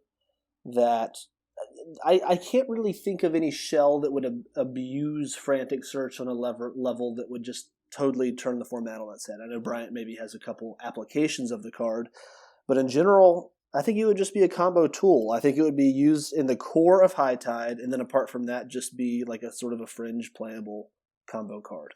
So, like Wilson and Anurag, I do think that High Tide could probably use a bone. It hasn't really received anything in quite some time. Maybe Mission Briefing. I thought that was a very good fit for that deck. But outside of that, it hasn't really gotten a whole lot. And most importantly, Frantic Search does not solve the Narset issue for this deck. All that deck wants to do is draw cards, and Frantic Search doesn't do anything to stop that. What it does do is it potentially allows for some crazy turn 2 wins before Narset hits the table. So maybe they High Tide, reset, because now maybe they're back on the instant speed list instead of playing cards like Time Spiral. Frantic Search untap with their 2 lands and start going off that way. But it would require a very impressive streak of cards in order to get there. But it's similar to Cloud of Fairies, but actually playable. So outside of the High Tide decks, I do think that it could possibly see play in 2 other shells. The first being Sneak and Show. It untaps a Ancient Tomb or City of Traders and a Volcanic Island. So that way, on your turn 2, you can Frantic Search and see if you hit your missing combo piece for free before anything happens. So if you end up needing to leave open your counter mana, you're able to do so. It would likely compete with Preordain for slots, but it's interesting in that sort of perspective on, hey, this digs for 2 more deep. I get to keep my mana open, that sort of thing. And the last application would be these Echo of Aeons decks. It provides another discard outlet that isn't Lion's Eye Diamond, but those decks want to be really, really fast, and I don't think they really want to be waiting for turn 2 or 3 in order to untap lands for Frantic Search. It definitely seems interesting in the Echo of Aeons deck. I would not play it in a Sneak and Show deck personally. If I'm a blue deck playing against a Sneak and Show deck that casts a Frantic Search, I'm almost thrilled. It would be similar to a Sneak and Show player casting a Careful Study. I'd be confused. I would think maybe there's some sort of Reanimator angle going on here. Yeah, I just wouldn't be a fan of that. Yeah, I mean, the only thing I can think of with regards to Sneak and Show is, like, you get those hands sometimes where you've tried to combo off and you failed or something, and now you're just drawing off the top of your deck, but rather than the ponders and the show and tells, you're drawing into just, like, maybe more redundant fatties or pieces that you don't need. And, like, Frantic Search as, like, a 0 mana tool to sort of accelerate the chugging through there could be useful, but that just doesn't even seem, like, necessary enough. Yeah, I don't see it either. The next card that I wrote down is Goblin Recruiter. I know that Wilson disagrees with me on this, but Wilson sucks. So Anurag, why don't you start? So, once again, I've never actually cast this card. All I know is that it does something with Food Chain. What was the reason they banned it? Like time reasons or something? Is that true? So it was banned when Legacy split, or from when Type 1.5 split from Vintage, it was added onto the ban list. So the big decks at the time were Dragon, which ran Bazaar Baghdad, Workshops. So there was a Shops deck. They called it 710. There was Landstill that had Mana Drain. And then the fourth pillar was Food Chain Goblins. So they wanted to ban one big card from each deck. And Goblin Recruiter was actually the card banned from the Goblin deck. So they felt like decks were a little bit too fast because this Goblin set could theoretically turn 2 someone if it had the perfect hand. What would the turn 2 look like? Turn 1 Lackey, you would swing, you would drop a Goblin, and on turn 2 you would play your Ancient Tomb. Because the deck ran Taiga, you would play a Food Chain, you would exile your Lackey, play Goblin Recruiter, and then you would exile the Goblin that you dropped to play a Ringleader, and then you would win. Because you would stack your deck for every 4 cards, hit another Ringleader, until you revealed all the goblins in your deck and they all had haste or whatever. That's gruesome, and I would never, ever want anything like that to happen again. But it's on the power level of what Legacy is now, in my opinion. Like, that isn't anything worse than... Because think about it, that's a very similar engine to Storm where you need multiple moving pieces. Why is that any worse than someone just going into and reanimate? So, I have a different argument for this. Sure, if you're a purist and you believe that cards should only be banned for power level on here, maybe, Bryant, would you ever play... Do you think Shahrazad is a reasonable Magic card to have in Legacy? So you're stealing my second point of this, but I will allow it. I do not think it's a reasonable card due to the time aspect. Right. Well, that's my entire point behind this card is I agree with you that I don't think that from a combo perspective, it would necessarily break the format by any means. But it is by far, more than any card that is currently legal in Legacy, just a ridiculous, time-consuming, and strange mechanic. There's no other card that allows you to all of a sudden look at the 60 cards in your deck and go through and set them all in a certain order. And I just think that's just not fun gameplay. And I think maybe as a more of a black and white younger fellow 10 years ago, I would pick a side, maybe say power level only, stick with it and say who cares about all the other things. But particularly if anybody's taking the time constraints of things like Sensei's Divining Top into consideration, I just don't see a world in which Goblin Recruiter makes Legacy more fun. So I agree with you that the time aspect is why it's banned. And I think it's a little bit hypocritical because I think it should likely be unbanned. But I think at the same time, if Sensei's Divining Top is banned for time constraints, you realistically can't unban Goblin Recruiter. But I probably think it should be, because what are the odds that these Goblin Recruiter decks, like Food Chain Goblins, are good enough for competitive play? And if they are, is one Goblin Recruiter per match or two Goblin Recruiters per match any worse than a Ross Merriam Brainstorm on camera? Well, the argument is a little circular in that if you're using the avoidance of the card because it's not even competitive enough to be a reason to unban the card, then it's just, what are we even doing other than housekeeping a ban list to be as short as it possibly can? I would argue that just any chance that it's a playable card in a tournament and somebody is Goblin Recruitering, you know how degenerate the community is. And I say the community lovingly because we are the degenerates in this community. People would see a card like this become unbanned. I mean, for crying out loud, I sleeved up 4 Horsemen as soon as I figured out what that deck did. Just because you love trolling people, though. That is like you gain joy from that. Like if you could make Anurag miserable for 5 hours a day by poking him, I think you'd do it. I would never use the word miserable. I make him happy in a way that is uncomfortable, and maybe outside he looks miserable, but inside he is just beaming with glee. But I do want to get back to this. So I think that Goblin Recruiter would just be just a total time sink, and I don't know. I just don't want to see it. I'm writing this all down. This is all being documented and recorded for the future in case ever I need a listener to maybe come and save me in a moment of need. But yeah, actually, now that I think about it, especially now that cards like Force of Negation have been printed, this card doesn't seem as spooky. Force of Negation? Force of Negation does not counter... It doesn't counter Goblin Recruiter. It's a creature. No, but for Food Chain, but it stops Food Chain, right? Oh, for Food Chain, yeah. What? But it doesn't stop your opponent from going through their deck for 5 minutes? Isn't that the effect that we need to stop?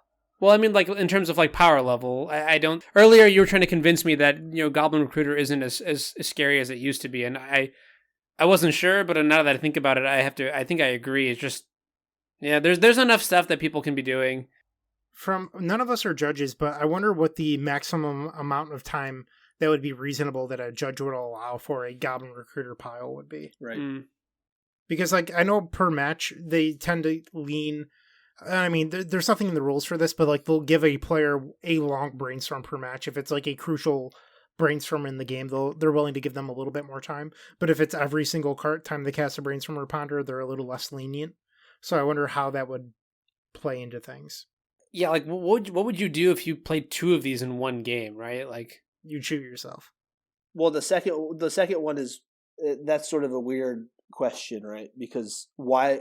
Because you would never stack your deck in order to draw another one. Yeah, and then do something totally different. That would just be weird. I don't know. But that's the next level thing. That's the thing about it, right? Maybe the first Goblin Recruiter, you're going next level because you actually have one in your recruiter stack in case you need to change your strategy at a given moment. I don't know. You can go really deep on these recruiters. Okay, so Gitaxian Probe. Anurag. The silence is intentional. All right, Wilson. I hate this card. I hate this card with a flaming fiery passion. I think Phyrexian Mana was a mistake. I think Phyrexian Mana with draw a card attached to it is a mistake. I think Phyrexian Mana with draw a card and look at your opponent's hand is even more of a mistake. Why? Who? How? What? And I'm so glad WotC had the big brain knowledge to, I mentioned this earlier. This card was just I think beyond the random synergies that it has with cards like Cabal Therapy and Young Pyromancer, it is just so unfun on turn 0 for your opponent to pay 2 life, look at your hand, write it down, and then you're just like, well, I mean, I feel like everything I do now, it's like, it's not chess anymore. It's more like I'm being hunted. I love that. Yeah, and it's just, I don't know, it just does not feel good at all to go through that motion. So I'm going to play the devil's advocate here. If I'm a WotC employee and I'm thinking of new cards to print, and we've previously made Peak that was unplayable in limited and standard and everything, but I think that Peak is a super cool effect, and we have this new set coming out and it involves Phyrexian mana. I can see why Gitaxian Probe was printed, because maybe somebody was a huge fan of Peak and they always felt like it needed a little bit more love. The issue is that perhaps it was too good. It's definitely too good. But if you don't try to make things better, the game gets stale and things are less enjoyable because there's less cards being introduced into other formats. Like, I'd rather take more risks and then pull them back and then continually print boring cards. Okay, yeah, and you know what? That's cool. I'm okay with that. Like, you want to try something crazy, go for it. I won't. I mean, I'll probably complain, but that's what it is. But like, when it comes to banning, the time to ban the card, like, the card should go. And I'm glad that Gitaxian Probe is gone. In fact, I think that card was actually just subtly more powerful than Deathrite Shaman. Before I go into my real points, thought experiment here. Anurag, did you ever play Gitaxian Probe in Miracles regularly? What do you mean regularly? Like, no, I tried it in Miracles. I never stuck with. But you didn't like it, right? No. Yeah. In Miracles. How were you doing well with Miracles when Gitaxian Probe was legal? Pre-top ban or post-top ban? Either one, both. I'd say pre-top ban, yes. Post-top ban, probably not as good. No, yeah. You're really hard on yourself. You've been very good at Miracles for the last few years. You're one of the top Miracles players on the GP circuit and have a popular Miracles stream. And I would argue that you never had the desire to play this card, even after testing it, and it being free to cast, right, in your deck. Why did you not play this in Miracles? So I think the specific construct of Miracles is you just can't afford to pay that much life. There are situations where even casting the card for free once is too much, especially given that during that time, my biggest problem was a turn 2 Pyromancer with a Deathrite Shaman swarming the board, making a bunch of 1/1 tokens that would kill me in like 3 or 4 turns kind of deal. So the life loss was very, very relevant. And like when top was legal, right? Like I didn't really ever want to mess up the top 3 of my library with a card like Gitaxian Probe. Even with Mentor, like it's really good, but it was never needed. Right. Especially given that, Counterbalance was a thing that was, being played alongside the Sensei's Divining Top. I guess after the ban, like looking at my opponent's hand was nice, but the loss of life definitely outweighed the sort of selection. That's another thing too. No selection, like no card quality, is a big deal. Huge downside. I think Anurag finally found the real reason to not play Gitaxian Probe in Miracles. I think the life loss aspect is overrated. Like, I'm the ad nauseum deck, and I was playing 4 of them. No. Believe me when I say in Miracles, the life loss aspect is not, because you really use your life as a resource. Sure. So let me go back. My original point that this was an interesting exercise because you talked about enough reasons why you didn't want to play this card in your tier 1 deck that you're doing very well with when the card was legal, right? So while I will go ahead and spoil it and say that I think that this card should be banned, I am not as sledgehammery as many people in the community were about Gitaxian Probe being so broken that it needs to be banned. And I think that this is a good example of why, is that there were a solid number of tier 1 decks and good players who never played the card and continued to do quite well. And we had what some may not think is a healthy format, but if they don't think that, it's largely because of Deathrite Shaman. I think that Gitaxian Probe probably could be sticking around today, and there would be enough different decks in the format where it's not just as a card taking over. Where I have a problem with Gitaxian Probe is what it does to the gaming experience. And in general, one of the qualities of Magic is the hidden information between players. And in order to reveal some of that information, there's usually a significant cost associated with a card, often it has to be some amount of mana, right? Like a Thoughtseize is a great example of a tier 1 card that reveals hidden information. Gitaxian Probe broke this key rule. It made it so that a lot of tier 1 decks in the format were exactly how you started the discussion, Anurag. You felt like you were being hunted from turn 1. And even if you won those games, it felt like there's a total imbalance in how the game is being played. And it's just not, I don't think it's the way that the game of Magic, even in Legacy, is really meant to be played in a way that's fun and interesting and interactive. So that's my reason why I like that it's banned and would like it to continue to be banned. But I'm not as high on the power level argument necessarily. I will also put out there real quick, I don't know if I would consider Miracles like tier 1-1. Like, the deck has a lot of flaws, and I would call it like tier 1.15. Okay, well, do you think Check Pile was tier 1 during that Deathrite Shaman Probe era? Grixis Control, Pile? Does its perform? I don't know. I was never really a fan of that deck. I think it didn't do enough with abusing mana to be very good. No. MTG Goldfish had it as the second most popular deck during that era. Yeah, I think that's like a function of volume more than anything else. Result. I mean, a lot of very good players are playing it. I think it did very well. I guess we could go deep and talk about how good the deck was. But anyways, my point behind that is, even though the most played deck in the format did play both Probe and Deathrite Shaman, the second most played deck did not play Gitaxian Probe.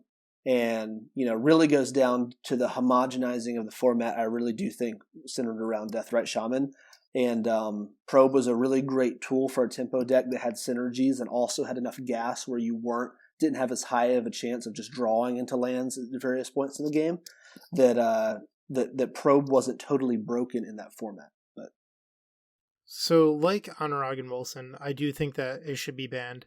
But at the time of the banning, I thought that perhaps it should have stuck around a little bit longer, because when Top was banned, they didn't drag Deathrite Shaman with it, much to people's dismay. I know that some of my close friends felt like at the time of the Top banning, Deathrite should have been banned with it. I think that maybe perhaps Probe at the time should have been left unbanned to see what the format would have been like if it had been left unchecked, because I had envisioned Storm continuing to play Probe, and then mid-range Grixis control decks. So I thought that Delver would go back to not playing it because it didn't have Cabal Therapy or Young Pyromancer, unlike these Grixis control style decks. The issue is, Arclight Phoenix was printed, 3 months later? 4 months later? Later. I can't talk, ever. It's a recurring theme the last few episodes. But I think that with Arclight Phoenix in the format, being able to go turn 1 Probe your Ritual Buried Alive is just too strong. Yeah, who knows if that's correct, ends up being correct or not. I would personally like to see that, because there's a chance that that deck could be good enough to be tier 1, but not too strong, which I know someone's. I would just love to see the Phoenix deck be something that is sort of mainstream in Legacy, and I think it still obviously is missing some tools to get there. Maybe Probe could have been that, but we'll never know. Cool, so then let's take a look at the next card. Imperial Seal. First question I have before anything. Wilson, is this card in your cube? Yes, it is. Okay, interesting. All right. Brian has a giant chunk of change here with his thoughts on this card. So, Brian, as a Storm player, I feel like this one would hit you the hardest. Do you think this card is safe to unban? Not likely, but I think it is the closest one to ever being unbanned of the top of the deck tutor. So, Vampiric Tutor, Mystical Tutor, Imperial Seal. It is the one that I think would be the safest to come off, but is likely still too powerful. So when Scheming Symmetry was previewed in M20, I saw a lot of people talk about, hey, this card is very close to Imperial Seal. I understand it's not symmetrical, but it does come at a cost, and it's sorcery speed, much like Scheming Symmetry. Perhaps maybe one day Imperial Seal could be unbanned. The issue with this is, I still think 1 mana top of the deck tutors are still just a little bit too strong. Like, there's a reason why they're banned. I know that there's one legal and personal tutor, but it only gets a sorcery. If it got instant or sorcery, I honestly think it would see play.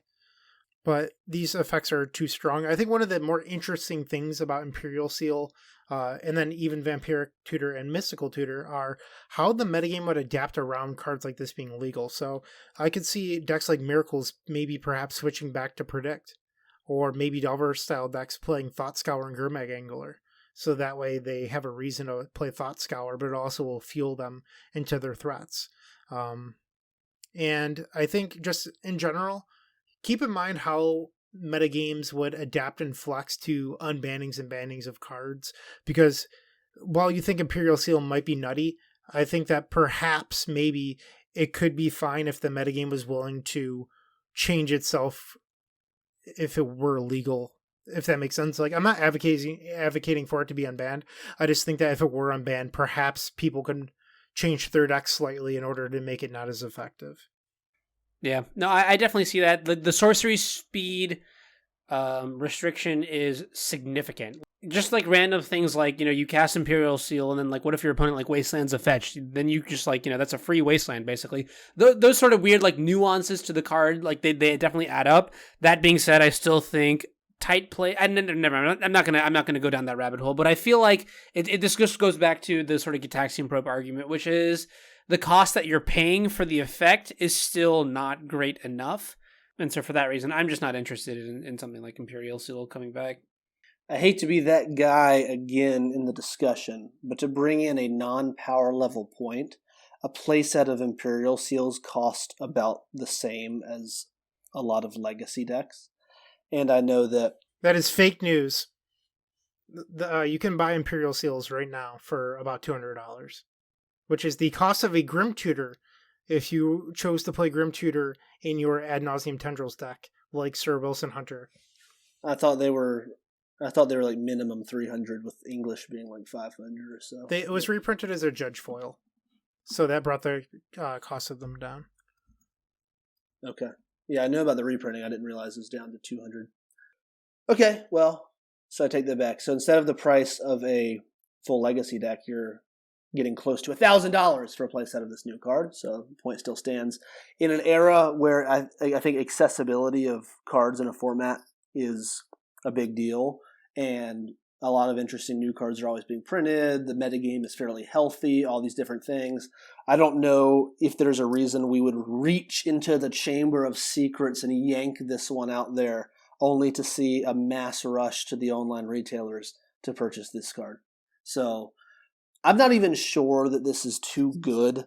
It's just annoying, to be honest. Like, it is definitely good enough to see play in all sorts of black-based combo decks.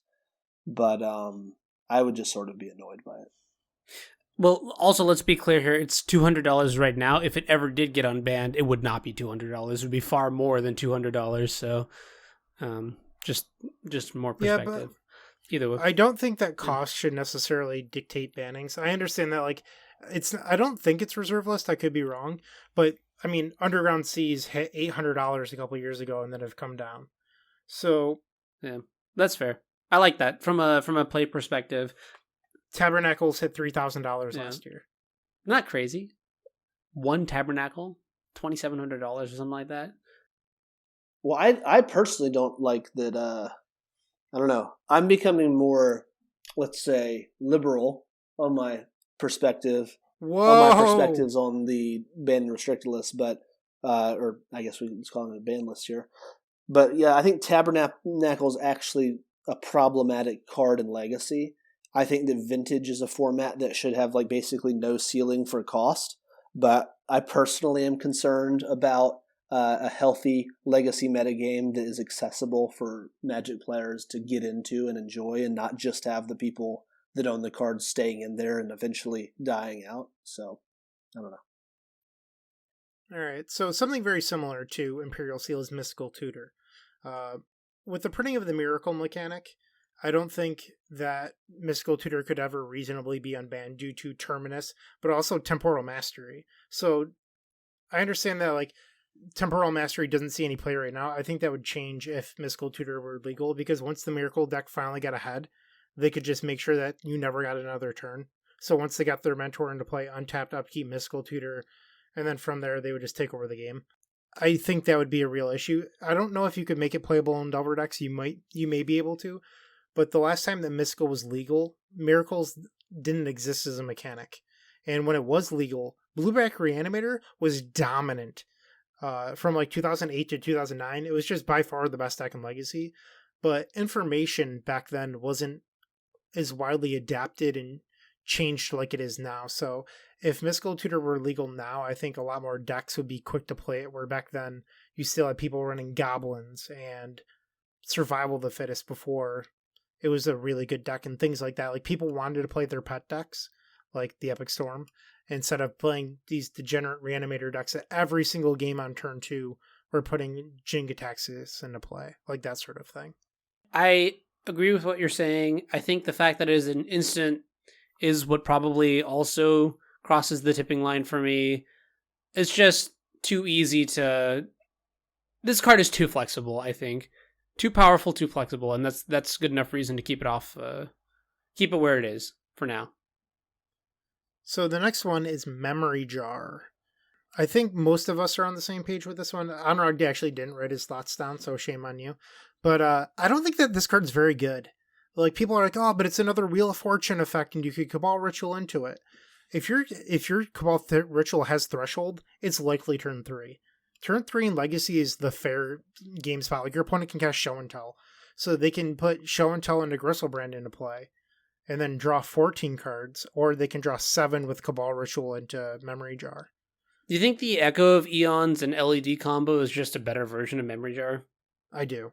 Yeah. And on top of that, this is hit by Pithing Needle or Phyrexian Revoker. It's slowed down by effects like Gaddock or Thalia. It's stopped by Karn the Great Creator. Like, this effect just isn't very good. And if it were unbanned, I don't think Ant would play it. I don't think TS would play it. I think the decks that would play this style of effect are like weird Goblin Welder decks. You just read my mind. I was about to say Goblin Welder. But yeah, I think this card sucks. They should unban it. Is it in your cube deck? Or cube? It has been in and out of my cube. Interesting. So some of you may not know this, but Wilson Hunter is a Goblin Welder enthusiast. Back in the era of 2011, when we were both freshly out of college, Wilson Hunter top-aided a Legacy Grand Prix with Painter Servant. I don't know if it had Goblin Welder in it. Yes, it but did. I know that Wilson did test with it at the time. I did have Goblin Welder. I was also playing it was the Intuition build, so it was Spicy. Fun. Did you have a Mindslaver? No, I did not have a Mindslaver. I had 3 Lawans. Talk about Luan Emperor or something. I was going to say, the one sounds so much more exciting than Memory Jar, so... Cephalid Empress, come on now. No, Lawan plus Painter is the combo against creature decks. Is Luan banned? Probably should be. Is it on the reserve list? It's from Torment. Just keeping you on your toes, Bryant. Da-da-da. Before Anurag was born, everybody. Yep. All right. So the next topic is something near and dear to my heart. I've been in Twitter arguments over this card and group chat arguments over this card, Mind's Desire. So I know that I'm likely the only one on this podcast that has these feelings. I could be wrong. But people, when you say that Mind's Desire should probably be unbanned, they lose their minds. So their first reaction is, oh my God, what about Desire into Desire? So I think we should start with that Legacy doesn't have the mana that Vintage has. So creating blue on turn 1 or even turn 2 is pretty difficult. Like, you could go Dark Ritual, Petal, Desire, but how likely is that to happen? But also, that's pretty easily disrupted by a Force of Will. And it's just not easy to do. Back when Mind's Desire was printed, Flusterstorm didn't exist, so the only way of countering it was Stifle. But now Control decks have both Stifle and Flusterstorm as a way of stopping Mind's Desire. Mind's Desire has never even been legal in Legacy. When it was printed, Legacy was 1.5, so when it was printed, Vintage immediately restricted it to 1 copy, which meant that it was just banned in Legacy, or Type 1.5, so it never even saw the light of day. And then when the ban list separated, they just assumed that it was still too powerful for Legacy. So it's never even been legal. So going back to the mana point, though. So blue not being easy, and you can counter it. The easiest way of getting blue mana in Legacy is Lion's Eye Diamond. If you're using Lion's Eye Diamond to make blue mana, you're usually using Infernal Tutor, which is counterable And that takes away from the uncounterability of Mind's Desire. So the beauty of Desire is that it's uncounterable due to the Storm mechanic, or pseudo-uncounterable. And when you're playing effects like this, you can meddle with that. And that shows the true strength of Mind's Desire. So you might want to look at Manamorphose. But the problem with Manamorphose is you're kind of playing a bad card in your deck now to support a likely secondary or even tertiary engine. Because like Manamorphose just like isn't that good. Like, it doesn't make mana, and that's not what you want in your Legacy Storm decks. You want cards that are +1 mana or do something for free that have a big impact on the game. And mana fixing just isn't quite that. So you might have noticed that I said secondary or tertiary engines. Desire is not better, and I repeat, not better than Ad Nauseam or Past in Flames. These are cards printed in the last 10 years or so, roughly, that are just better. They are more deterministic in current builds of Storm than Mind's Desire would be.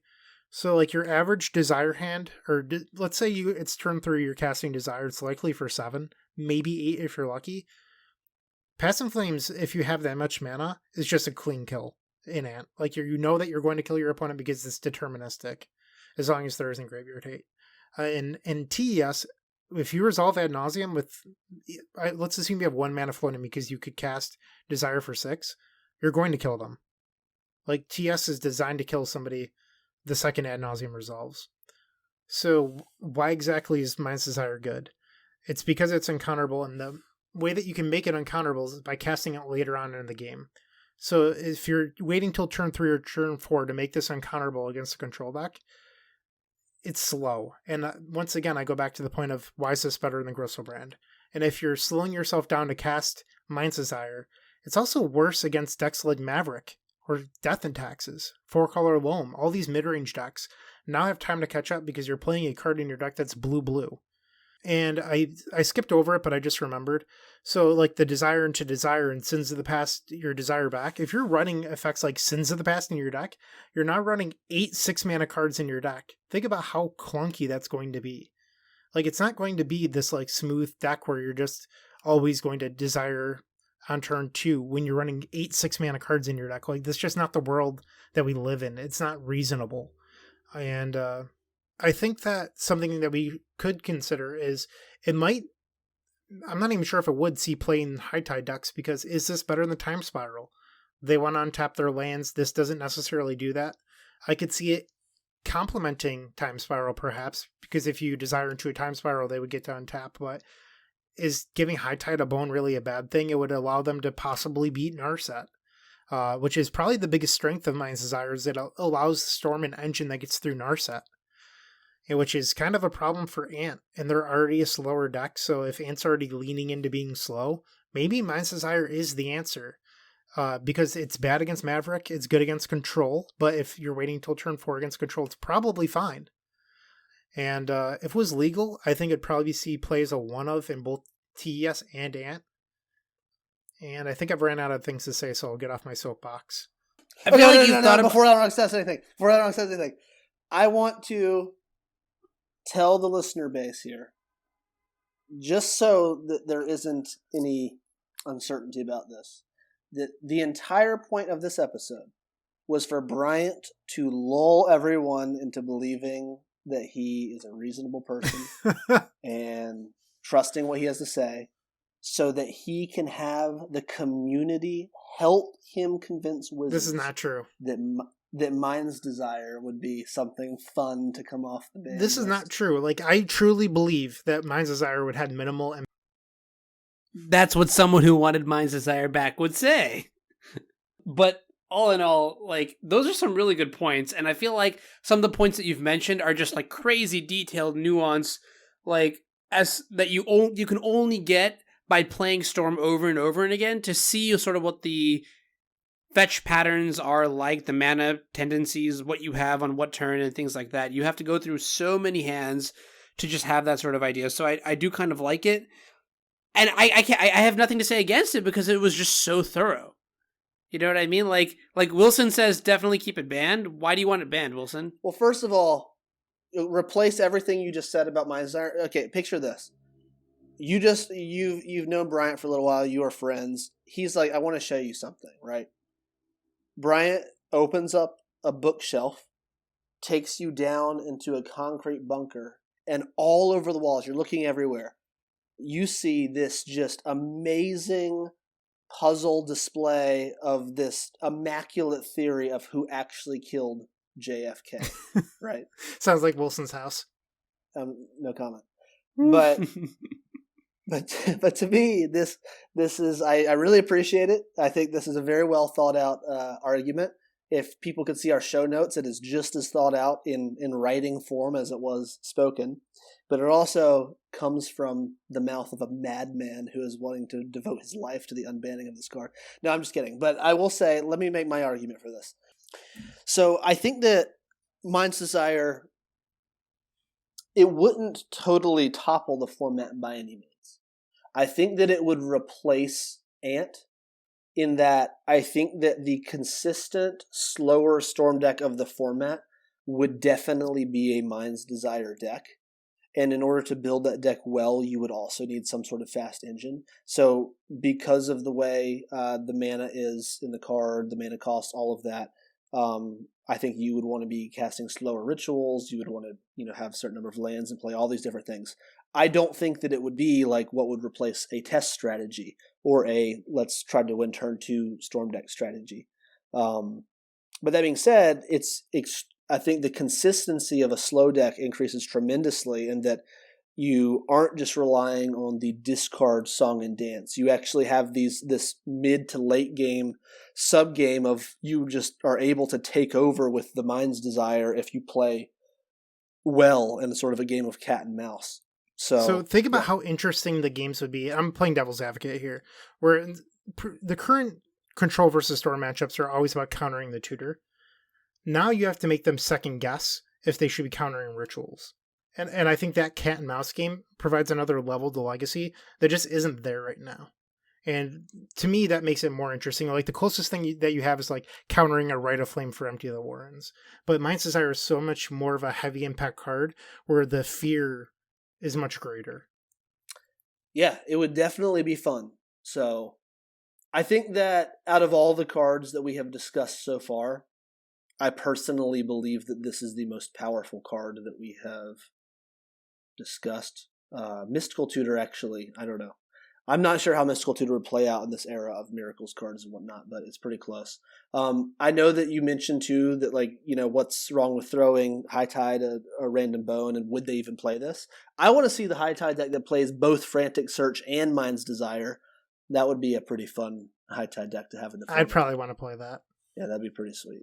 So I do own a lot of nice foil islands waiting for that day. Oh, what kind of foil islands? I collected, or maybe we've talked about this in the podcast in the past, but I only use Invasion Basics. So I have Japanese foil Invasion Basics, and I chose one of each art. So I have roughly 30 of each, and I've been working on getting them all signed by the artist. I started during Invasion, so it's sentimental to me. I don't really use like Guru Basics or anything. Like I also just love the Invasion art. Well, Anurag looks like he's sort of fading quickly over here. No, I'm just looking at the next card. Like I've given my thoughts on Mind's Desire. I just don't think. Here's my thing. I have cast that card maybe 3 times, once in Cube and a couple times in Vintage, and I would just concede to Brian's expertise in this field because all the reasons that he gave were far better than any reasons I could give otherwise. So, sure. Okay. Well, our next card is Windfall. Are we saying what the cards do? We didn't for the other one. So hopefully you all know what Windfall does. Bryant, real quick question. Would you unban Time Twister as a preface to discussing this? So I discussed this actually with Echo of Aeons being printed. And Echo of Aeons is a slightly worse Time Twister. I think it is likely 3/4 of a Twister if Diminishing Returns is half. I think Twister, if it were legal, would see play, but it wouldn't be format dominating. Like I think Ant and TS would both probably play 2 or 3.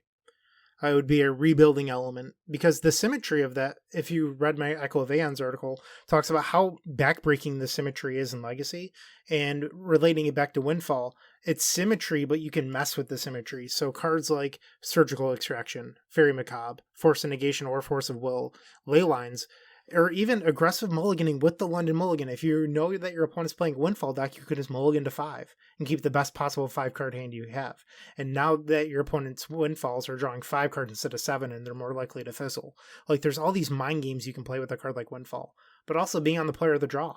So if you're Maverick, you can go turn 1 Hierarch Chalice postboard, and now your opponent's Windfall is a draw 4. These sort of things, like, there's a lot of play to Windfall. And I think that it's really only good on the play, but also if your opponent isn't expecting or prepared for it. Yeah, what makes Windfall really degenerate is the vintage mana rocks that we do not have in Legacy.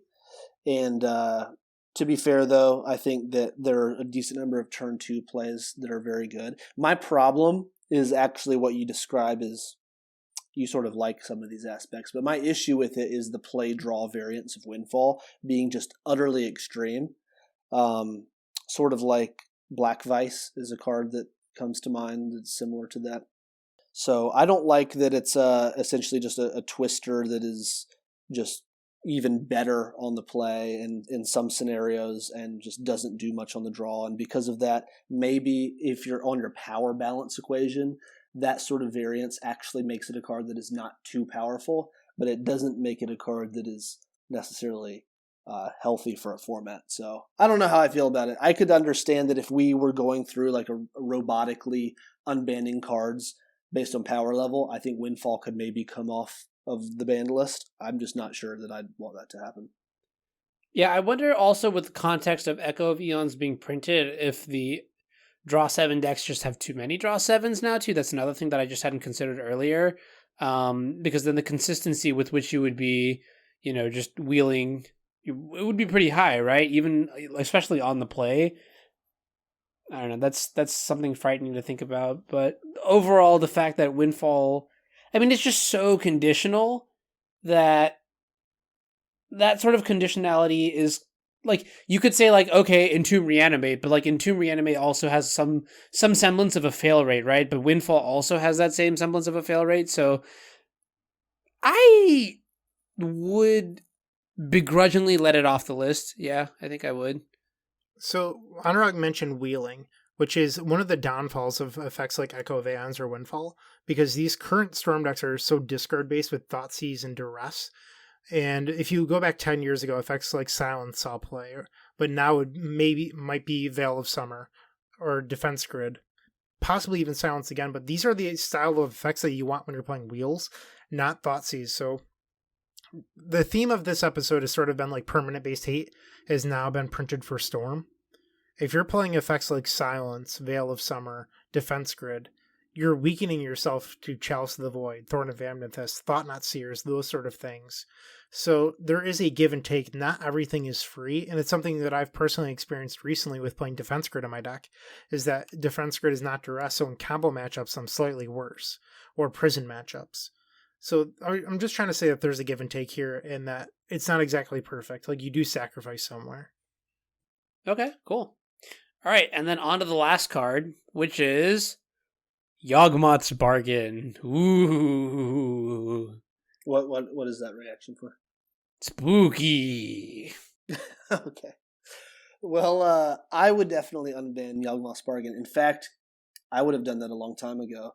And there was a time in which every single unbanning, I would get on my computer right before they made the announcement. I would add a bunch of Japanese foil Yawgmoth's Bargains to various shopping carts, and I would be ready to buy them from various websites and people. I don't even know if that would have worked out, but that's what I wanted to do. I think this is like almost like a better ad nauseum engine for Ant, going back to the Mind's Desire thing. Mind's Desire is different because I think you would build your deck differently. But this would basically be, you would not have the constraint of Converted mana cost. Yeah, of converted mana cost and just the various ways you build the deck. And it's also, I believe when you look at average CMC and the way that you build the deck, it's more deterministic in Ant than ad nauseum, in addition to being able to play different types of cards and not have to worry about it. So I think it would improve the deck while also not improving it in a way that would break the deck at all, because you would fight the deck in almost the exact same way, which is pretty interesting, I think. So yeah, I like it. So I think that I'm with Wilson. I think it's probably an easy unban for me.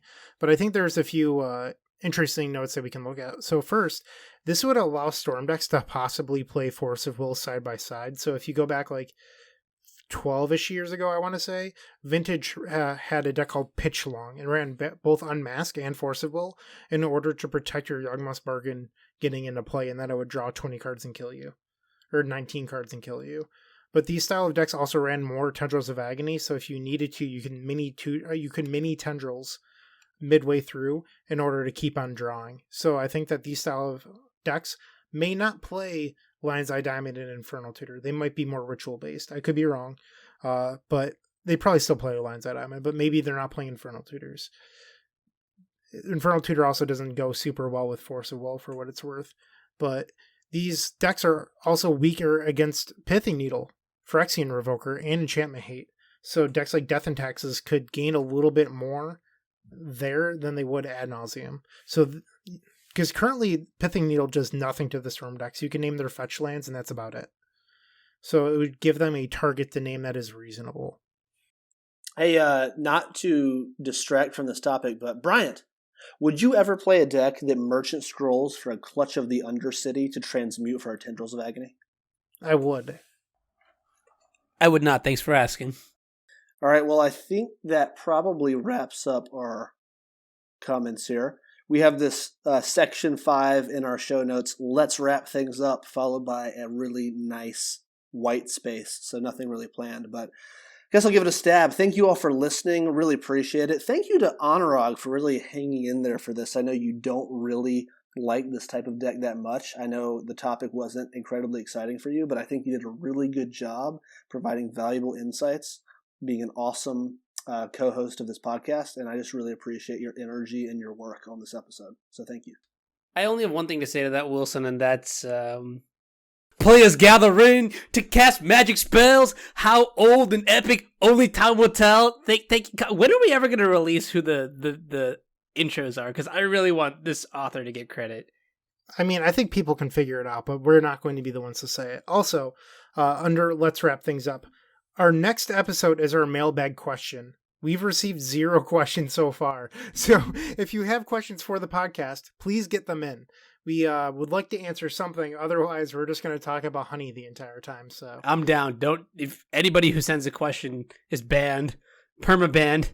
All right, let's go. All right. Thank you, everyone, for listening to my madman rants. And have a good night. Bye.